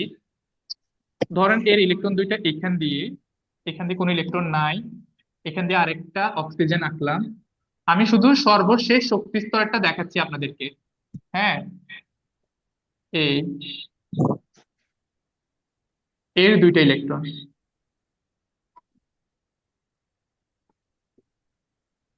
দেখুন এই দুইটা অক্সিজেন, এরা এই এক জোড়া ইলেকট্রন শেয়ার করতেছে না? জি স্যার। জি স্যার। এই এক জোড়া ইলেকট্রন শেয়ার করার মাধ্যমে তারা তারা উভয়ে যেহেতু অধাতু, আমরা জানি ধাতু প্লাস অধাতু হচ্ছে আমাদের আয়নিক বন্ধন, অধাতু প্লাস অধাতু হচ্ছে সমযোজী বন্ধন। অক্সিজেনও সমযোজী, তাইলে অক্সিজেন অক্সিজেন যেহেতু অধাতু, এই অক্সিজেনটাও অধাতু, এবং তারা ইলেকট্রন কি করতেছে? শেয়ার করতেছে। কি করতেছে? শেয়ার করতে। শেয়ার। এই অক্সিজেন যখন বলে আমি নিষ্ক্রিয় গ্যাস, তুই চুপ করে বসে থাক, তুই আপাতত চুপ থাক, আমি বলি আমি নিয়ন, তখন ওই বলে আচ্ছা ঠিক আছে ভাই, যেহেতু আমি তোমার কাছে এসে বন্ধন গ্রহণ করছি, আমি একটু চুপ থাকি, তুমি একটু সবাইকে বলো যে তুমি নিষ্ক্রিয় গ্যাস নিয়নের মতো ইলেকট্রন বিন্যাস কাঠামো অর্জন করছো। ওকে, এরপরে এ বলে এতক্ষণ তো আমি তোমাকে সুযোগ দিচ্ছি, এবার তুমি আমাকে দাও, আমি এবার একটু বলি যে আমিও নিষ্ক্রিয় গ্যাস নিয়নের কাঠামো অর্জন করছি। আর এখান থেকে আমাদের গঠন হয় O2। বুঝতে পারছো? জি জি স্যার। স্যার। জি জি স্যার। এই O2টা হচ্ছে একটা অণু। বুঝতে পারছো? জি স্যার। জি তোমাদের কাছে কেমন লাগতেছে এই অণু পরমাণুর এই ধারণাটা? স্যার ভালো লাগছে। আচ্ছা, ওকে। তাহলে তোমরা কি সংজ্ঞা লিখতে পারবা, জি না স্যার। স্যার বলবো? স্যার পারবো লিখতে। হুম। জি স্যার পারবো লিখতে। ওকে, তাও আমি একবার বলে দিই। পরমাণু হচ্ছে মৌলের ক্ষুদ্রতম কণা, যে কণার মাধ্যমে ওই মৌলের যে বৈশিষ্ট্যগুলো আছে সেগুলা বোঝা যায়। মানে হচ্ছে সে ক্ষুদ্র হোক বা বৃহৎ হোক, তার মধ্যে ওই মৌলের বৈশিষ্ট্য বিদ্যমান। আর অণু হচ্ছে যখন দুইটা পরমাণু, দুইটা বা দুইয়ের অধিক পরমাণু পরস্পরের সাথে বন্ধন গঠন করে, সেটাকে বলা হয় অণু। বুঝতে পারছো? স্যার। জি স্যার। জি ওকে, দেন হচ্ছে আমাদের যে টপিকটা আছে আলোচনা করার, সেটা হচ্ছে ইলেকট্রন, প্রোটন এবং নিউট্রন। এবার আমরা কি আলোচনা করব? Electron, proton, neutron. বুঝছো? জি স্যার। তোমাদেরকে একটা মজার কথা বলি। আমরা যখন মানে স্টার্টিং এ যখন রসায়ন আবিষ্কার হইতে, তখন মনে হইতো যে পরমাণুই হচ্ছে পদার্থের সবচেয়ে ক্ষুদ্রতম কণা। বুঝছো? জি মানে স্যার। হচ্ছে আমি কোনো পদার্থকে যদি ভাঙি তাহলে তার সর্বশেষ স্টেজ যেটা, সেটা হচ্ছে পরমাণু। সেটা হচ্ছে পরমাণু। সেটা কি? পরমাণু। কিন্তু পরবর্তীতে এটা আবিষ্কার হয়েছে যে পরমাণু না, পরমাণুর চেয়ে আরো ক্ষুদ্র মূল কণিকা আছে। আরো কি আছে? ক্ষুদ্র মূল কণিকা আছে স্যার। হ্যাঁ, ওই তিনটা তোমরা নিশ্চয়ই জানো, ইলেকট্রন, প্রোটন এবং নিউট্রন। জানো তো? জি স্যার। জি স্যার। হুম। ওকে। এখন আরো একটা মজার ব্যাপার হচ্ছে এই পদার্থগুলোর থেকেও আরো ছোট মূল কণিকা আছে। ওইগুলো হচ্ছে তোমার মেসন, পাইমেসন, তারপর হচ্ছে ডিওনন, এরকম অনেকগুলা নাম আছে, কিন্তু এটা তোমাদের বইয়ে এখনো নাই। বাট বিজ্ঞান যত উন্নত হচ্ছে তুমি দেখবা কিছুদিন পরে বলবে যে পদার্থের মূল কণিকা ইলেকট্রন, প্রোটন, নিউট্রন না, বা আমি যেগুলো বলছি সেগুলো না, আরো ছোট মূল কণিকা আছে। বুঝতে পারছো? জি স্যার। জি স্যার। জি কিন্তু এখন পর্যন্ত যেহেতু আমাদের বইয়ে তিনটা ইনক্লুড আছে, আমরা ওই তিনটা সম্পর্কে একটু জানিনি। আমি শুধু তোমাদের ডায়াগ্রাম চিত্র দিয়ে বুঝাই দিব। আমার মনে হয় তোমরা এগুলো জানো, তারপরে একটু কনসেপ্ট ক্লিয়ার করার জন্য স্যার এটা বলবো। হ্যাঁ, জি স্যার। ঠিক আছে স্যার। ওকে। তোমরা আমাকে বলো তো,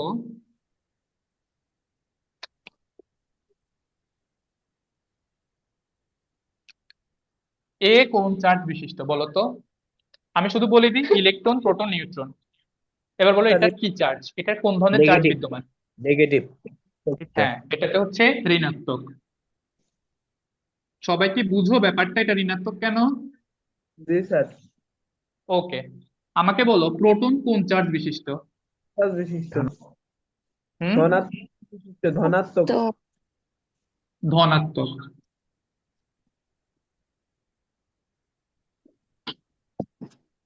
আচ্ছা, এবার একটা মেয়ে স্টুডেন্ট বলো, তোমাদের সাউন্ড শোনা যাচ্ছে না। এইটা এর চার্জ কি বলো?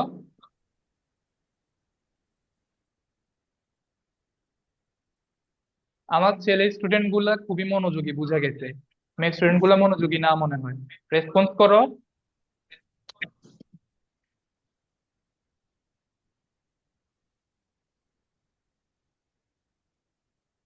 আচ্ছা, আমি তোমাদের লিখে দিচ্ছি, এটা হচ্ছে নিরপেক্ষ।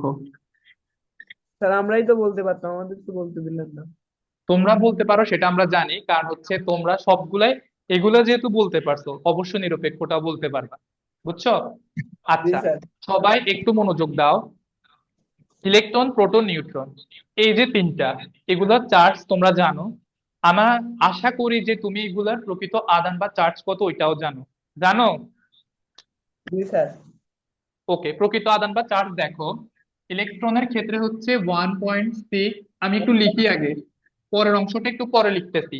আগে এতটুকু দেখো, এই দুইটার মধ্যে কি ডিফারেন্স দেখতে পাচ্ছ? এই দুইটার মধ্যে কি ডিফারেন্স দেখতে পাচ্ছ আমাকে বলো তো? স্যার স্যার দুটাই প্লাস ধনাত্মক আছে, ঋণাত্মক। আপনার মাইনাস আছে। 10⁻19 আর আছে স্যার 10⁻19 স্যার কুলম্ব। হ্যাঁ, দেখো, প্রথমটা যেহেতু ধনাত্মক এই জন্য এখানে 1.6 × 10⁻19 কুলম। পরেরটা যেহেতু ঋণাত্মক, তো সরি সেই আমি কারণে। ভুল করছি, এই মাইনাসটা এখানে হবে। জি স্যার। এটা যেহেতু ঋণাত্মক এই যে মাইনাস, আর এটা যেহেতু ধনাত্মক এই জন্য প্লাস। প্লাসটা দিলেও হবে না দিলেও হবে, কারণ আমরা জানি যে কোনো কিছু যদি থাকে বা না থাকে সেটা প্লাসই হয়। বুঝছো? জি জি। আর এর আদান হচ্ছে শূন্য। এর কোনো এরকম আদান বা প্রকৃত আদান নাই। আদান বা প্রকৃত আদান হচ্ছে সে কি ধনাত্মক, ঋণাত্মক নাকি চার্জ নিরপেক্ষ, এটা যার মাধ্যমে বোঝা যায়, সেটাই হচ্ছে আদান। বুঝতে পারছো এটা? জি স্যার। জি জি স্যার। আবার এদের আপেক্ষিক ভর যদি আমি হিসাব করি, আপেক্ষিক ভর,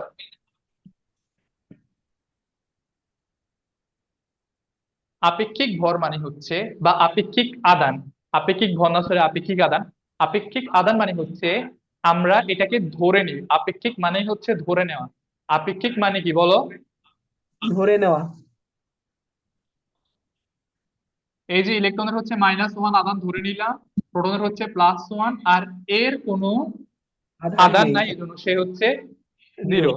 বুঝতে পারছো? জি স্যার। ওকে, এগুলার যে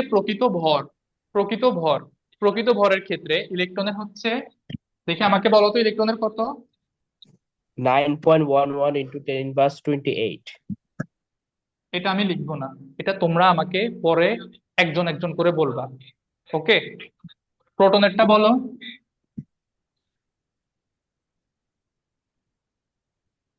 বলো। 1.673 কোনটি? 6.5। দেখছো দুইটা প্রায় কাছাকাছি, তাই না? জি স্যার।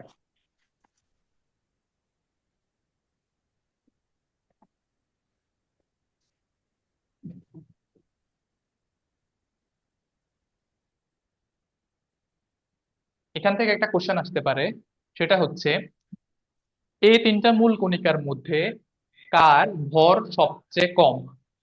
বলতে পারবা তোমরা? ইলেকট্রনের। হ্যাঁ, ইলেকট্রনের ভর সবচেয়ে কম। কারণ হচ্ছে আমার এখানের পাওয়ার বেশি, কিন্তু তার আগে কি আছে? ইনভার্স আছে স্যার, ইনভার্স হচ্ছে ইনভার্স থাকার মাইনাস। কারণে সে ইনভার্স থাকার কারণে আমরা জানি মান যত ছোট হয়, মানে পাওয়ার যত ছোট হয়, সে তত বড় হয়। যেহেতু আমার এখানে পাওয়ার বেশি, তার মানে এটা ছোট হবে। বুঝতে পারছো? জি জি স্যার। স্যার। আর সবচেয়ে বেশি ভর কার বলো তো? Sir neutron. হুম, ঠিক আছে। তবে আপেক্ষিক ভরের হিসাবে এ যেহেতু অনেক কম, তার মান আপেক্ষিক ভরের হিসাবে এ হচ্ছে 0, ইলেকট্রন হচ্ছে 0। ইলেকট্রন কত? জিরো। 0। হ্যাঁ, প্রোটন হচ্ছে 1 আর নিউট্রন হচ্ছে 1। বুঝতে পারছো? জি স্যার। ওকে, তাহলে এর উপরে তোমাদের কি বেসিক কনসেপ্ট ক্লিয়ার হয়েছে? জি। জি জি স্যার। ওকে, এবার দেখো, এটা হচ্ছে একটা পরমাণুর কেন্দ্র। এটা কি একটা পরমাণুর? কেন্দ্র। কেন্দ্র। পরমাণুর কেন্দ্রে থাকে প্রোটন প্লাস নিউট্রন। এই কেন্দ্রকে বলা হয় নিউক্লিয়াস। এই কেন্দ্রকে কি বলা হয়?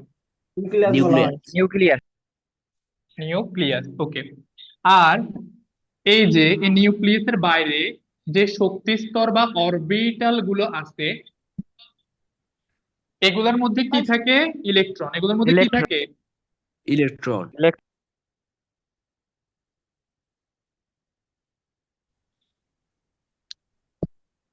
আচ্ছা, তোমরা একটু দেখো, আমি তোমাদেরকে একটা সূক্ষ্ম পার্থক্য বলি।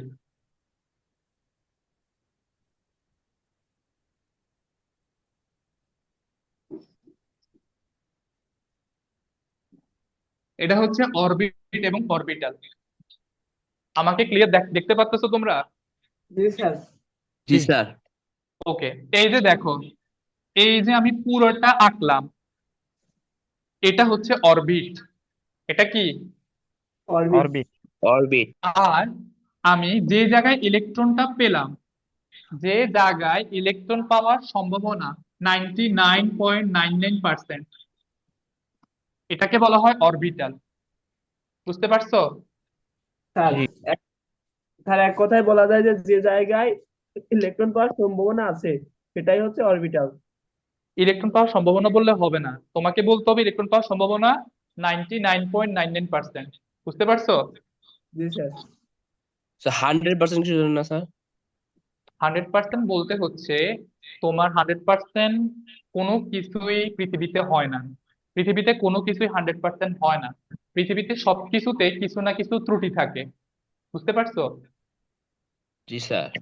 জি এই স্যার। জন্য বলা হয়েছে 99.99%। স্পেশালি তোমরা যখন রসায়ন করতে যাবা, দেখবা বেশিরভাগ ক্ষেত্রে এই আসন্ন মানটা ইউজ করা হয়। এই জি আসন্ন স্যার। মানটা ইউজ করা হয় কেন? জি স্যার। কারণ হচ্ছে তোমার 100% অরিজিনালি কখনোই হয় না। তবে হিসাবে সুবিধার জন্য মাঝে মাঝে ম্যাথ করতে আমরা 100% পাবো অবশ্যই। বুঝতে পারছো? জি। জি স্যার। ওকে, এখন দেখো, অরবিটাল অরবিটাল বুঝতে পারছো? জি। জি জি স্যার। স্যার। স্যার এটা অরবিট তোমার ইন্টারমিডিয়েটে কাজে লাগবে। ইন্টারমিডিয়েটে অরবিট এবং অরবিটালের অনেকগুলা পার্থক্য আছে, বাট তুমি যখন মূল কনসেপ্টটা বুঝতে পারবা তখন পার্থক্য করতে পারবে না। জি জি ওকে, জি স্যার এবার দেখো, আমার কেন্দ্রটা একটু দরকার আছে।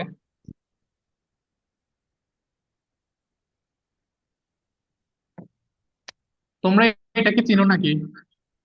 একে চিনো? জি sodium sir. Sir sodium hmm. Sodium sir sodium. Okay, এর উপরে কি জানি থাকে? স্যার হচ্ছে পারমাণবিক এটাতে থাকে ভর সংখ্যা।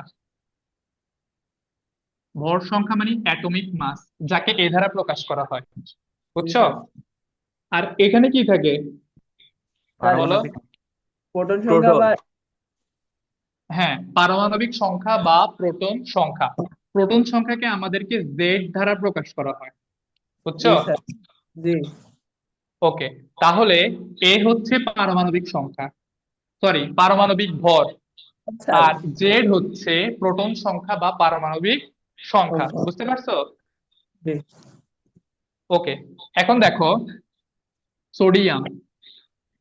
আমরা অন্যান্য মৌলগুলা নিয়ে আলোচনা করবো, আগে সোডিয়ামটা একটু দেখো। সোডিয়ামের জি ক্ষেত্রে আমাদের পি কত? পটাশিয়াম স্যার ফসফরাস 11 আমি প্রোটন সংখ্যা বলছি তোমাকে, পি জি মানে স্যার প্রোটন। প্রোটন কয়টা? জি স্যার স্যার 11টা 11টা, তাই তো? জি জি স্যার স্যার জি স্যার। আর মনে রাখবা পারমাণবিক ভর এ সমান হচ্ছে P plus N, P plus N. N N. তাহলে আমি তার প্রোটন সংখ্যা জানি, তার নিউট্রন সংখ্যা বের করব কিভাবে? স্যার দেখো, তোমরা জানো, বাট তাও একটু ম্যাথমেটিক্যালি দেখো। আমরা নিউটন সংখ্যা বের করব, প্রোটন হচ্ছে 11 প্লাস এন, বা এন ইকুয়াল হচ্ছে 23 মাইনাস 11, 11 কত হয়? 12। তাহলে নিউটন কত? 12 12 এই প্রোটন আর নিউট্রন সংখ্যাকে একত্রে কি বলা হয় জানি? বলছি অনেকবার, অ্যাটম ভর সংখ্যা অ্যাটমিক মাস। অ্যাটমিক মাস বা ভর মাস সংখ্যা অ্যাটমিক মাস বা ভর সংখ্যা। তাহলে কোন একটা পদার্থের যদি ভর সংখ্যা আর হচ্ছে মানে পারমাণবিক সংখ্যা বা প্রোটন সংখ্যা বলা হয়, নিউট্রন সংখ্যা বের করতে পারবা? জি স্যার জি জি স্যার ওকে, এখন দেখো, আমরা যখন সোডিয়ামের কথা বলছি, সোডিয়ামের ইলেকট্রন কয়টা বলো তো? সোডিয়ামের ইলেকট্রন কয়টা? স্যার 11টা 11। 11টা 11টা। এই যে দেখো, 1 2 3 4 5 6 7 8 9 আরো 10 একটা ঘর আছে। ওকে, 11 দেখো, আমাকে বলো তো সোডিয়ামের প্রোটন সংখ্যা কত? স্যার প্রোটন সংখ্যা 11 তাহলে 1 প্রোটন সংখ্যা কত বলো? প্রোটন সংখ্যা কত? 11 11। ওকে, আর তার ইলেকট্রন কয়টা? 11টা তাহলে প্রোটনও 11, ইলেকট্রন 11 ইলেকট্রনও হচ্ছে 11। একটা কোশ্চেন তোমাদের খ বিভাগে প্রায় আসে, সেটা হচ্ছে পরমাণু কেন আধান বা চার্জ নিরপেক্ষ? আমার ক্লাসটা দেখতে পাচ্ছ তোমরা? জি স্যার জি জি স্যার আধান বা চার্জ নিরপেক্ষ। ওকে, এই প্রশ্নটার উত্তর তাহলে তোমরা কিভাবে করবা দেখো। তোমরা বলবা পরমাণুর কেন্দ্রে যে সংখ্যক প্রোটন সংখ্যা বিদ্যমান, সেই পরমাণুর কেন্দ্রের বাইরে ইলেকট্রন সংখ্যাও ঠিক ততগুলো। যেহেতু প্রোটন হচ্ছে ধনাত্মক চার্জ বিশিষ্ট এবং ইলেকট্রন হচ্ছে ঋণাত্মক চার্জ বিশিষ্ট, তাহলে 11টা প্লাস প্রোটনের সাথে যখন 11টা মাইনাস প্রোটন পরস্পরকে আকর্ষণ করবে, তাহলে ওই পরমাণুর মধ্যে কোনোভাবে আর কি তোমার মানে কোনো চার্জ পাওয়ার সম্ভাবনা আছে? না স্যার আছে। হুম, না, চারটা সম্ভাবনা আছে? না স্যার। না স্যার। তাহলে তোমরা পরীক্ষায় এটার উত্তরটা কিভাবে লিখবা? আমরা জানি পরমাণুর কেন্দ্রে থাকে প্রোটন এবং কেন্দ্রের চারদিকে কেন্দ্রকে ঘুরে আবর্তিত হতে থাকে ইলেকট্রন। যেহেতু কেন্দ্র ধনাত্মক চার্জ বিশিষ্ট এবং ইলেকট্রন ঋণাত্মক চার্জ বিশিষ্ট, ফলে ধনাত্মক এবং ঋণাত্মক চার্জ সমান হওয়ার কারণে ওই মৌলটি পরমাণু নিরপেক্ষ বা চার্জ নিরপেক্ষ হয়ে থাকে। বুঝতে পারছো? জি জি স্যার। স্যার। যদি আমাদের একটা ইলেকট্রন কমে যাইতো, যদি আমাদের একটা ইলেকট্রন কমে যাইতো, তাহলে সোডিয়ামের চেহারা কেমন হয়ে যাইতো? Na+। Na কি হইতো? Plus plus. হইতো। এই যে চার্জ আসছে, চার্জ এখন কেন আসছে? দেখো, আমার ইলেকট্রনটা চলে গেছে, কিন্তু আমার নিউট্রন কিন্তু এখনো সরি, আমার প্রোটন কিন্তু এখনো 11টা আছে। প্রোটন কয়টা আছে? 11টা। 11টা। কিন্তু আমার ইলেকট্রন একটা কমে গেছে, তাই না? জি স্যার। ইলেকট্রন যেহেতু ঋণাত্মক চার্জ বিশিষ্ট এবং প্রোটন যেহেতু ধনাত্মক চার্জ বিশিষ্ট, মানে আমার সোডিয়ামে এখন ধনাত্মক চার্জটা কি বেশি না? জি স্যার। এই জন্য আমি প্লাস ইউজ করলাম। বুঝতে পারছো? জি। জি স্যার। আর এই প্লাস দ্বারা আরেকটু জিনিসও বোঝা যায়। প্লাস দ্বারা বোঝা যায় তার মধ্যে ইলেকট্রনের ঘাটতি আছে। এই যে তার একটা ইলেকট্রন নাই, তার মানে তার মধ্যে ইলেকট্রনের কি আছে? ঘাটতি আছে। বুঝতে পারছো? জি স্যার। তাহলে এই যে এইটা সম্পর্কিত যে প্রশ্নগুলো আসে, এগুলো আনসার করতে পারবা? জি। জি স্যার। সহজ মনে হচ্ছে? জি। জি স্যার। আচ্ছা, এই যে তখন অরবিটাল বলছিলাম না, এ দেখে এগুলো হচ্ছে অরবিটাল। এই যে দেখছো দুইটা ইলেকট্রন পাওয়া গেছে, দুইটা দুইটা দুইটা, কিন্তু পুরোটাই হচ্ছে অরবিট। বুঝতে পারছো? জি স্যার। আচ্ছা, তাহলে তোমরা আজকে এগুলা কি ভালো করে বুঝতে পারছো? আমাকে একটু জানাও। জি স্যার। বুঝতে জি। পারছি। ওকে, তাহলে আমাদের পরবর্তী যে ইয়েটা আছে সেটা হচ্ছে তোমার পরমাণু মডেল, ইলেকট্রন বিন্যাস এবং আইসোটোপ। তোমার পরমাণুর যে মডেলগুলা, রাদারফোর্ড এবং বোর পরমাণু মডেল, এই মডেলগুলা কি তোমরা বুঝো? জি স্যার, মোটামুটি ভালোই। ভালোই বুঝো? হুম।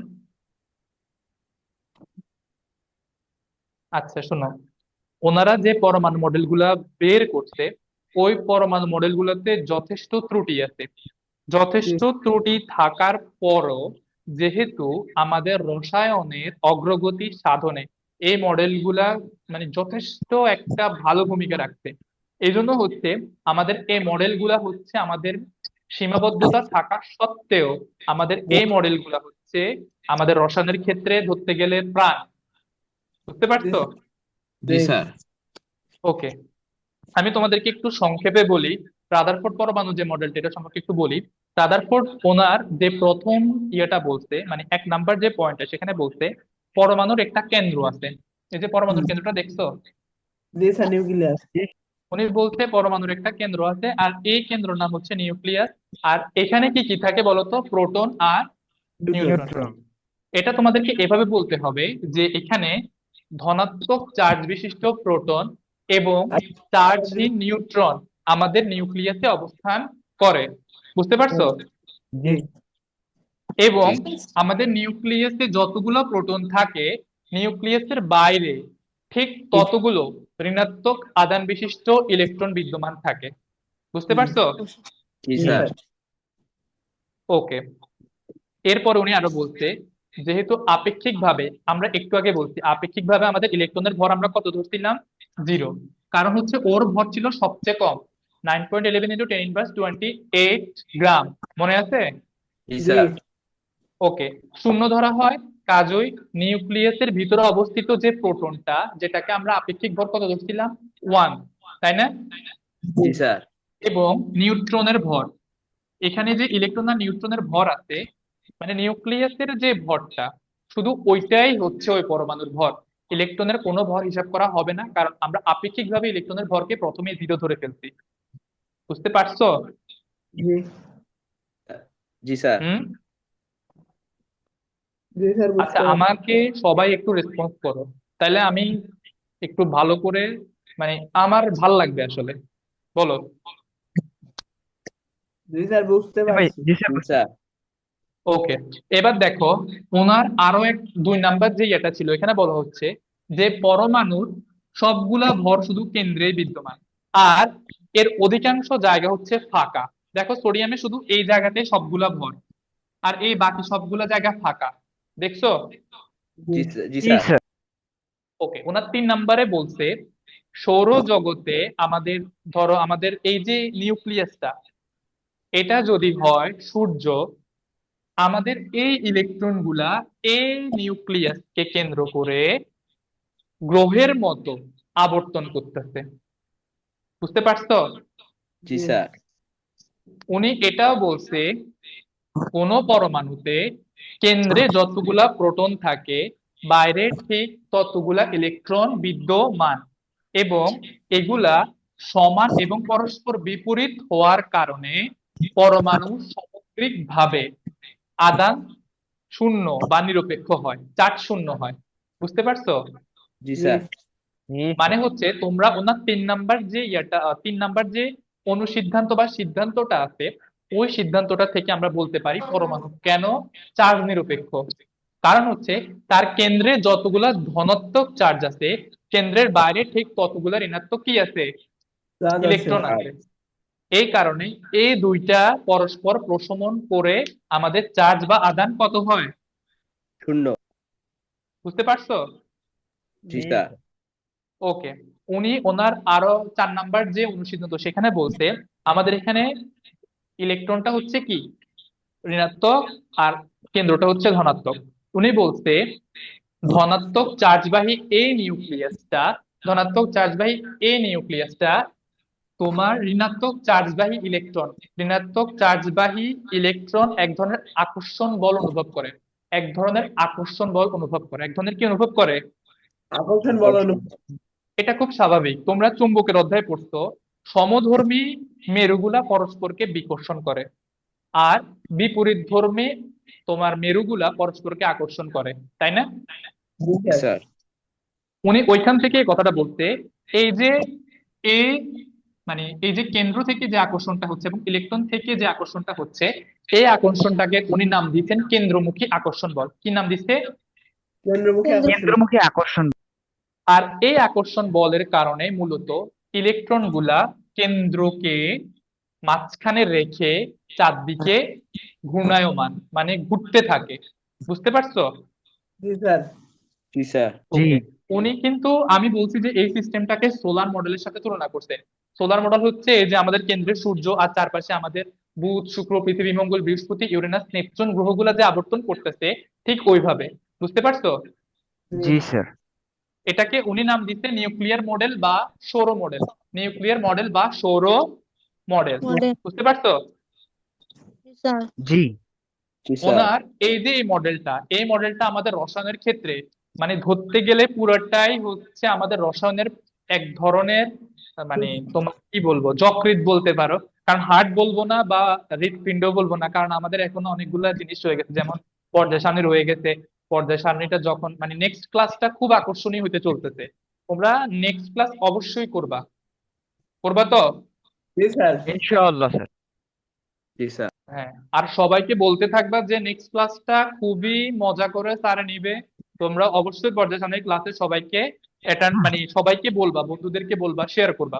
আচ্ছা দেখো, এখন আমরা জানি, একটু আগে এই যে আমাকে মিশন প্রশ্ন করছে, মিশন নাকি শামীম, শামীম মনে হয়, যে 99.99% কেন, তাই না?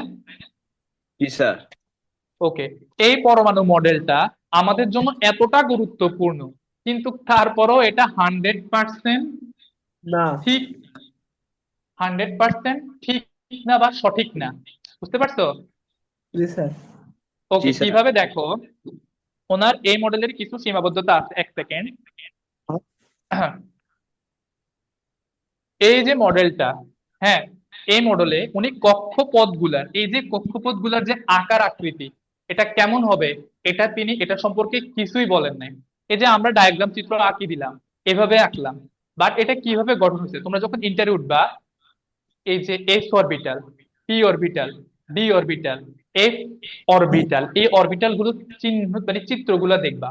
বিজ্ঞানের আস্তে আস্তে আমাদের রসায়ন বিজ্ঞানের আস্তে আস্তে উন্নতির ফলে দেন অরবিটাল গুলার আকার আকৃতি কেমন হবে সেটা এখন আমরা বিজ্ঞানীরা এটা আবিষ্কার করে ফেলছে, বুঝছো? জি কিন্তু স্যার।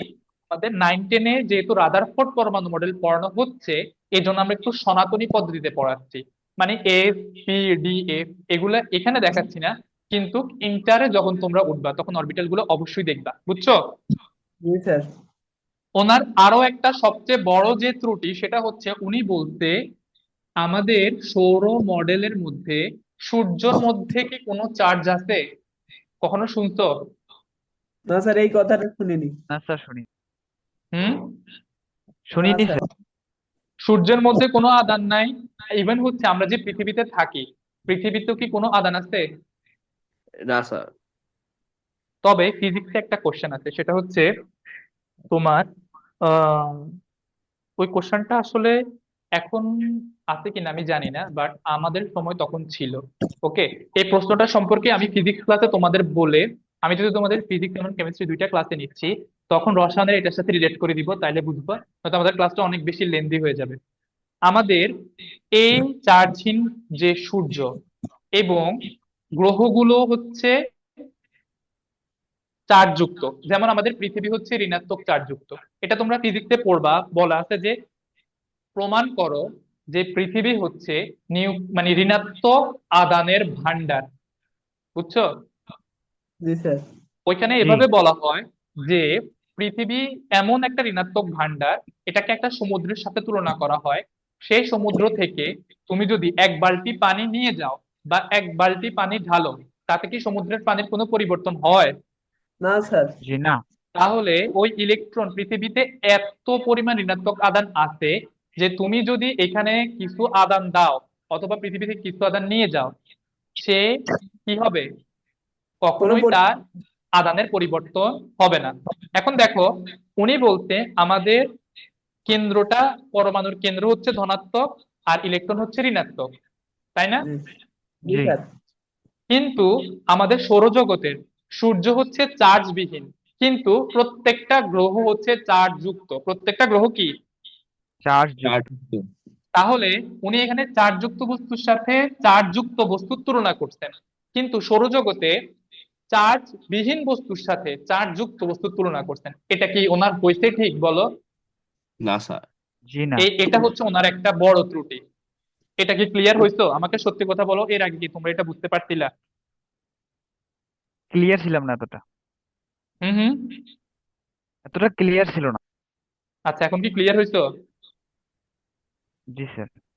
ওকে, এখন দেখো ওনার আরো একটা বড় ত্রুটি, যেটা হচ্ছে আমি এখানে তোমাকে সোডিয়ামের 11টি ইলেকট্রন বিশিষ্ট পরমাণুর ক্ষেত্রে ইলেকট্রন গুলা কিভাবে থাকে ওটা দেখাইছি, কিন্তু উনি যখন এই মডেলটা প্রথম আবিষ্কার করতেন, উনি মাত্র মানে একটা ইলেকট্রনের যে মানে এই যে স্যার কেন্দ্রকে স্যার স্যার কেন্দ্র করে ঘোরা। হ্যাঁ বলো। স্যার, এই ভিডিও অফ হয়ে গেছে। ভিডিও অফ হয়ে গেছে? জি স্যার, আপনাকে দেখা যাচ্ছে না। আচ্ছা, ওয়েট।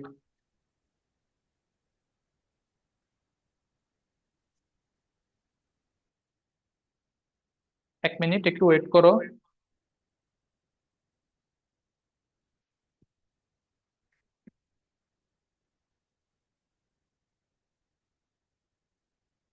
আচ্ছা স্যার, একটু তোমাকে বলি, এর মধ্যে আমাদের ভিডিওটা ঠিক হোক। জি বলেন। তোমরা সবাই শুনতেছো? জি স্যার। জি স্যার। ওকে, দেখো উনি কি করছে। আচ্ছা দাঁড়াও, আমরা একটু ঠিক করে নিচ্ছি।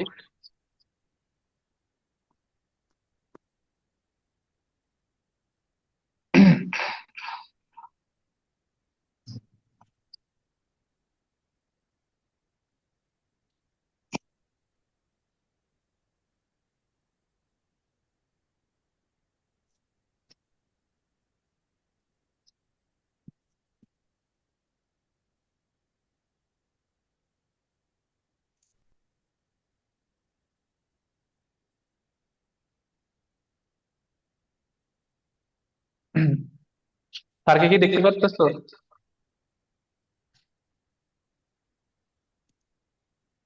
জি স্যার। ভিডিওটা তো ঘুরে গেছে।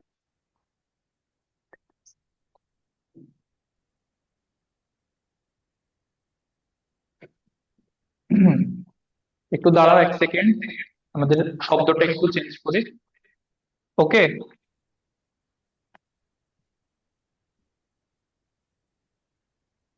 হ্যালো, শুনতেছো এখন? জি স্যার, শোনা যাচ্ছে। ওকে, স্যার এখন দেখো, উনি যখন এই মডেলটা আবিষ্কার করছেন, ওকে, উনি যখন এই মডেলটা আবিষ্কার করছে তখন উনি মাত্র একটা পরমাণু দিছে, বুঝছো? স্যার মানে হচ্ছে এক স্যার পরমাণু আপনার বিশিষ্ট। স্যার হ্যাঁ বলো। স্যার আপনার স্যার আপনার ভিডিওটা ঘুরে আছে রোটেট? Sir, rotate. আচ্ছা 1 সেকেন্ড দাঁড়াও।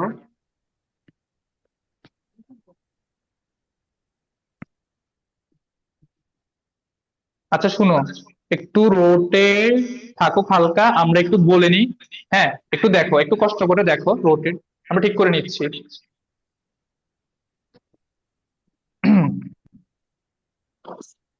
উম,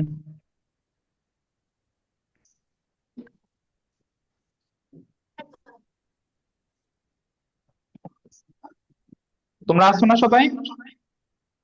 স্যার আছি স্যার। ওকে, ওকে, দেখো, উনি কি করছে, 1 ইলেকট্রন বিশিষ্ট ওই পরমাণুটার মডেল দিছে, কিন্তু একাধিক থাকলে কি হবে সেটা উনি দেয় নাই। এই যে আমরা তোমাদেরকে সোডিয়াম দেখালাম না, জি স্যার। স্যার উনি কিন্তু সোডিয়াম দেয়, উনি শুধু হাইড্রোজেনেরটা দিছে। আর ওনার সবচেয়ে যে বড় ভুল ছিল, ম্যাক্স ওয়েল নামে একজন ছিল, ম্যাক্স ওয়েল বলছে যখন ইলেকট্রন নিউক্লিয়াসকে কেন্দ্র করে ঘুরে, ইলেকট্রন যখন নিউক্লিয়াসকে কেন্দ্র করে ঘুরে, তখন ঘুরতে ঘুরতে একটা সময় এই ইলেকট্রনটা ঘুরতে ঘুরতে তোমার কেন্দ্রে পতিত হয়। দেখো, এখান থেকে ইলেকট্রনটা আস্তে আস্তে আস্তে আস্তে কোথায় পতিত হয়েছে? কেন্দ্রে। কেন্দ্রে। কেন্দ্রে যদি সে পতিত হয় তাহলে এই পরমাণুর কোনো অস্তিত্ব থাকে? আমাকে বলো তো। না স্যার। জি না স্যার। এটা হচ্ছে ওনার আরেকটা বড় ভুল, বুঝতে পারছো? জি। জি স্যার স্যার। ওকে, এখন আমাকে বলো, আমাদের আজকে ক্লাসের টপিক এতটুকু। ইলেকট্রন বিন্যাসের যে সিস্টেমটা, এটা আমরা পারমাণবিক পর্যায় সারণী যখন আলোচনা করব তখন তার সাথে দিয়ে দিব। এখন দিলে তোমরা একটু কম বুঝতে পারবা, বুঝতে পারছো? জি স্যার। জি স্যার তাহলে নেক্সট ক্লাসে আমাদের সাথে যুক্ত থাকতে হবে তোমাদেরকে অবশ্যই। সবচেয়ে মজার ক্লাস হতে যাচ্ছে নেক্সট, এবং হচ্ছে সবচেয়ে মজার ইলেকট্রন বিন্যাস খুবই সুন্দরভাবে। এই যে বলছে যে তোমার 1 এ, তারপর 2 এ এরকম ভাবে ইলেকট্রন আসে, এইভাবে আসে কিভাবে? এভাবে না শিখেও শুধু একটা ছন্দ বলবো না, একটা টেকনিকের মাধ্যমে তোমরা পারবা, বুঝতে পারছো? জি। জি স্যার ওকে, তাহলে আজকে আমাদের ক্লাস এই পর্যন্তই থাকবে। আমরা নেক্সট টাইমে তোমাদেরকে পর্যায় সারণী বুঝিয়ে দেওয়ার পরে, পর্যায় সারণীর টেকনিক করার পরে, আমরা এইখান থেকে বিভিন্ন বোর্ড বা শীর্ষস্থানীয় স্কুলে যে প্রশ্নগুলো আসছে এগুলো নিয়ে আলোচনা করব, বুঝতে পারছো? জি জি স্যার। জি স্যার। আচ্ছা, আজকে স্যারের ক্লাসটা তোমাদের কেমন লাগছে বলো তো? ভালো লাগছে স্যার। আলহামদুলিল্লাহ, অনেক ভালো কিছু লাগছে। ক্লিয়ার হয়েছে না, কনফিউশন? জি স্যার। জি স্যার ওকে, ঠিক আছে, তাহলে স্যার আজকের মতো। ও হ্যাঁ, ওই যে আমি যে তোমাদের কেমিস্ট্রি গত ক্লাসে প্রশ্ন নিছি, ওইখানে তোমাদের কোনো প্রশ্ন আছে? স্যার গত ক্লাস তো ছিলাম না আমি। আচ্ছা, আমাদের এখানে কি ক্লাসগুলো আছে গ্রুপে? আচ্ছা হ্যাঁ, তোমাদের সবাইকে দিয়ে দেওয়া হবে। ও প্রথম ক্লাসটাও দেখবা, আজকের ক্লাসটাও দেখবা, দেখে তোমাদের মনে যে প্রশ্নগুলো আসবে ওইগুলো অবশ্যই স্যারকে নেক্সট ক্লাসে বলবা, বুঝছো? জি জি স্যার। স্যার। জি স্যার। প্রত্যেকটা ক্লাসে তোমাদের প্রশ্নগুলো শুনে ওইগুলো উত্তর দেওয়াটা, ধরো এটা আমাদের জন্য একান্তই প্রয়োজনীয়, বা এই যে ফরজ যেটাকে বলে সেটা, বুঝতে পারছো? জি জি স্যার। স্যার। স্যার রসায়নের এই টপিক গুলাতে তোমরা কি ক্লিয়ার হয়েছো? স্যারকে বলো। জি জি স্যার, স্যার। ক্লিয়ার হয়েছে স্যার। আচ্ছা, তাহলে নেক্সট ক্লাস অবশ্যই থাকতে হবে, অবশ্যই থাকতে হবে, এবং যত বন্ধু আছে সবাইকে নিয়ে আসতে হবে, কারণ হচ্ছে নেক্সট ক্লাসে পর্যায় সারণী খুব ভালোভাবে বুঝাই দিব। হাইড্রোজেন এবং হিলিয়ামের অবস্থান নিয়ে অনেক তর্ক বিতর্ক আছে। হিলিয়ামের সর্বশেষ শক্তিস্তর ইলেকট্রন দুইটা, তাকে 2 নাম্বার গ্রুপে স্থান না দিয়ে নিষ্ক্রিয় গ্যাসে কেন স্থান দেওয়া হয়েছে। ও আরেকটা মজার ব্যাপার হচ্ছে, রোহিঙ্গাদেরকে তো চিনো তাই না, জি জি স্যার। স্যার। যারা স্যার। নিজ দেশে জায়গা পায় নাই, তাই তো? জি স্যার স্যার। হিলিয়াম জি স্যার। আমাদের পর্যায় সারণীর মধ্যে এরকম রোহিঙ্গা গ্রুপ আছে যারা এই পর্যায় সারণীতে স্থান পায় নাই। ওরা হচ্ছে কে জানো? স্যার নিষ্ক্রিয় গ্যাস। নিষ্ক্রিয় গ্যাস পর্যায় সারণীতে স্থান পাইছে, এটা আন্দাজে কথা। স্যার হিলিয়াম রোহিঙ্গা হচ্ছে তোমার ল্যান্থানাইড আর অ্যাক্টানাইড সারি। বুঝতে পারছো?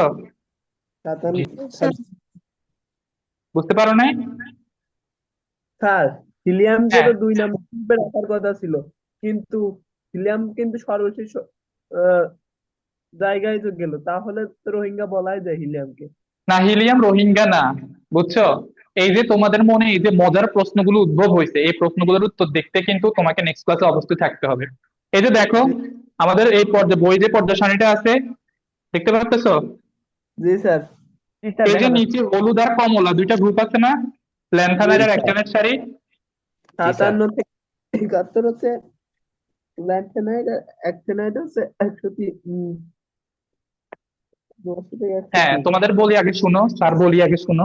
এই দুইটা গ্রুপকে কিন্তু আমাদের পর্যায় সারণীতে স্থান দেয় নাই, হুট করে ওইখান থেকে নিচে টান দিয়ে নিচে দিয়ে দিছে, বুঝছো?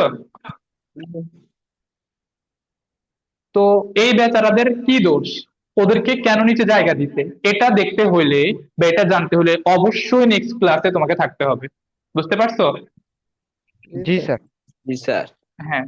আর ওই যে হিলিয়াম আর হাইড্রোজেনের যে অবস্থানটা নিয়ে তোমাদের এই যে মিশন আমাকে বলছে যে হিলিয়াম কেন রোহিঙ্গা হইলো না, এটা ইনশাআল্লাহ কালকে মানে আমাদের নেক্সট ক্লাসে বুঝাবো।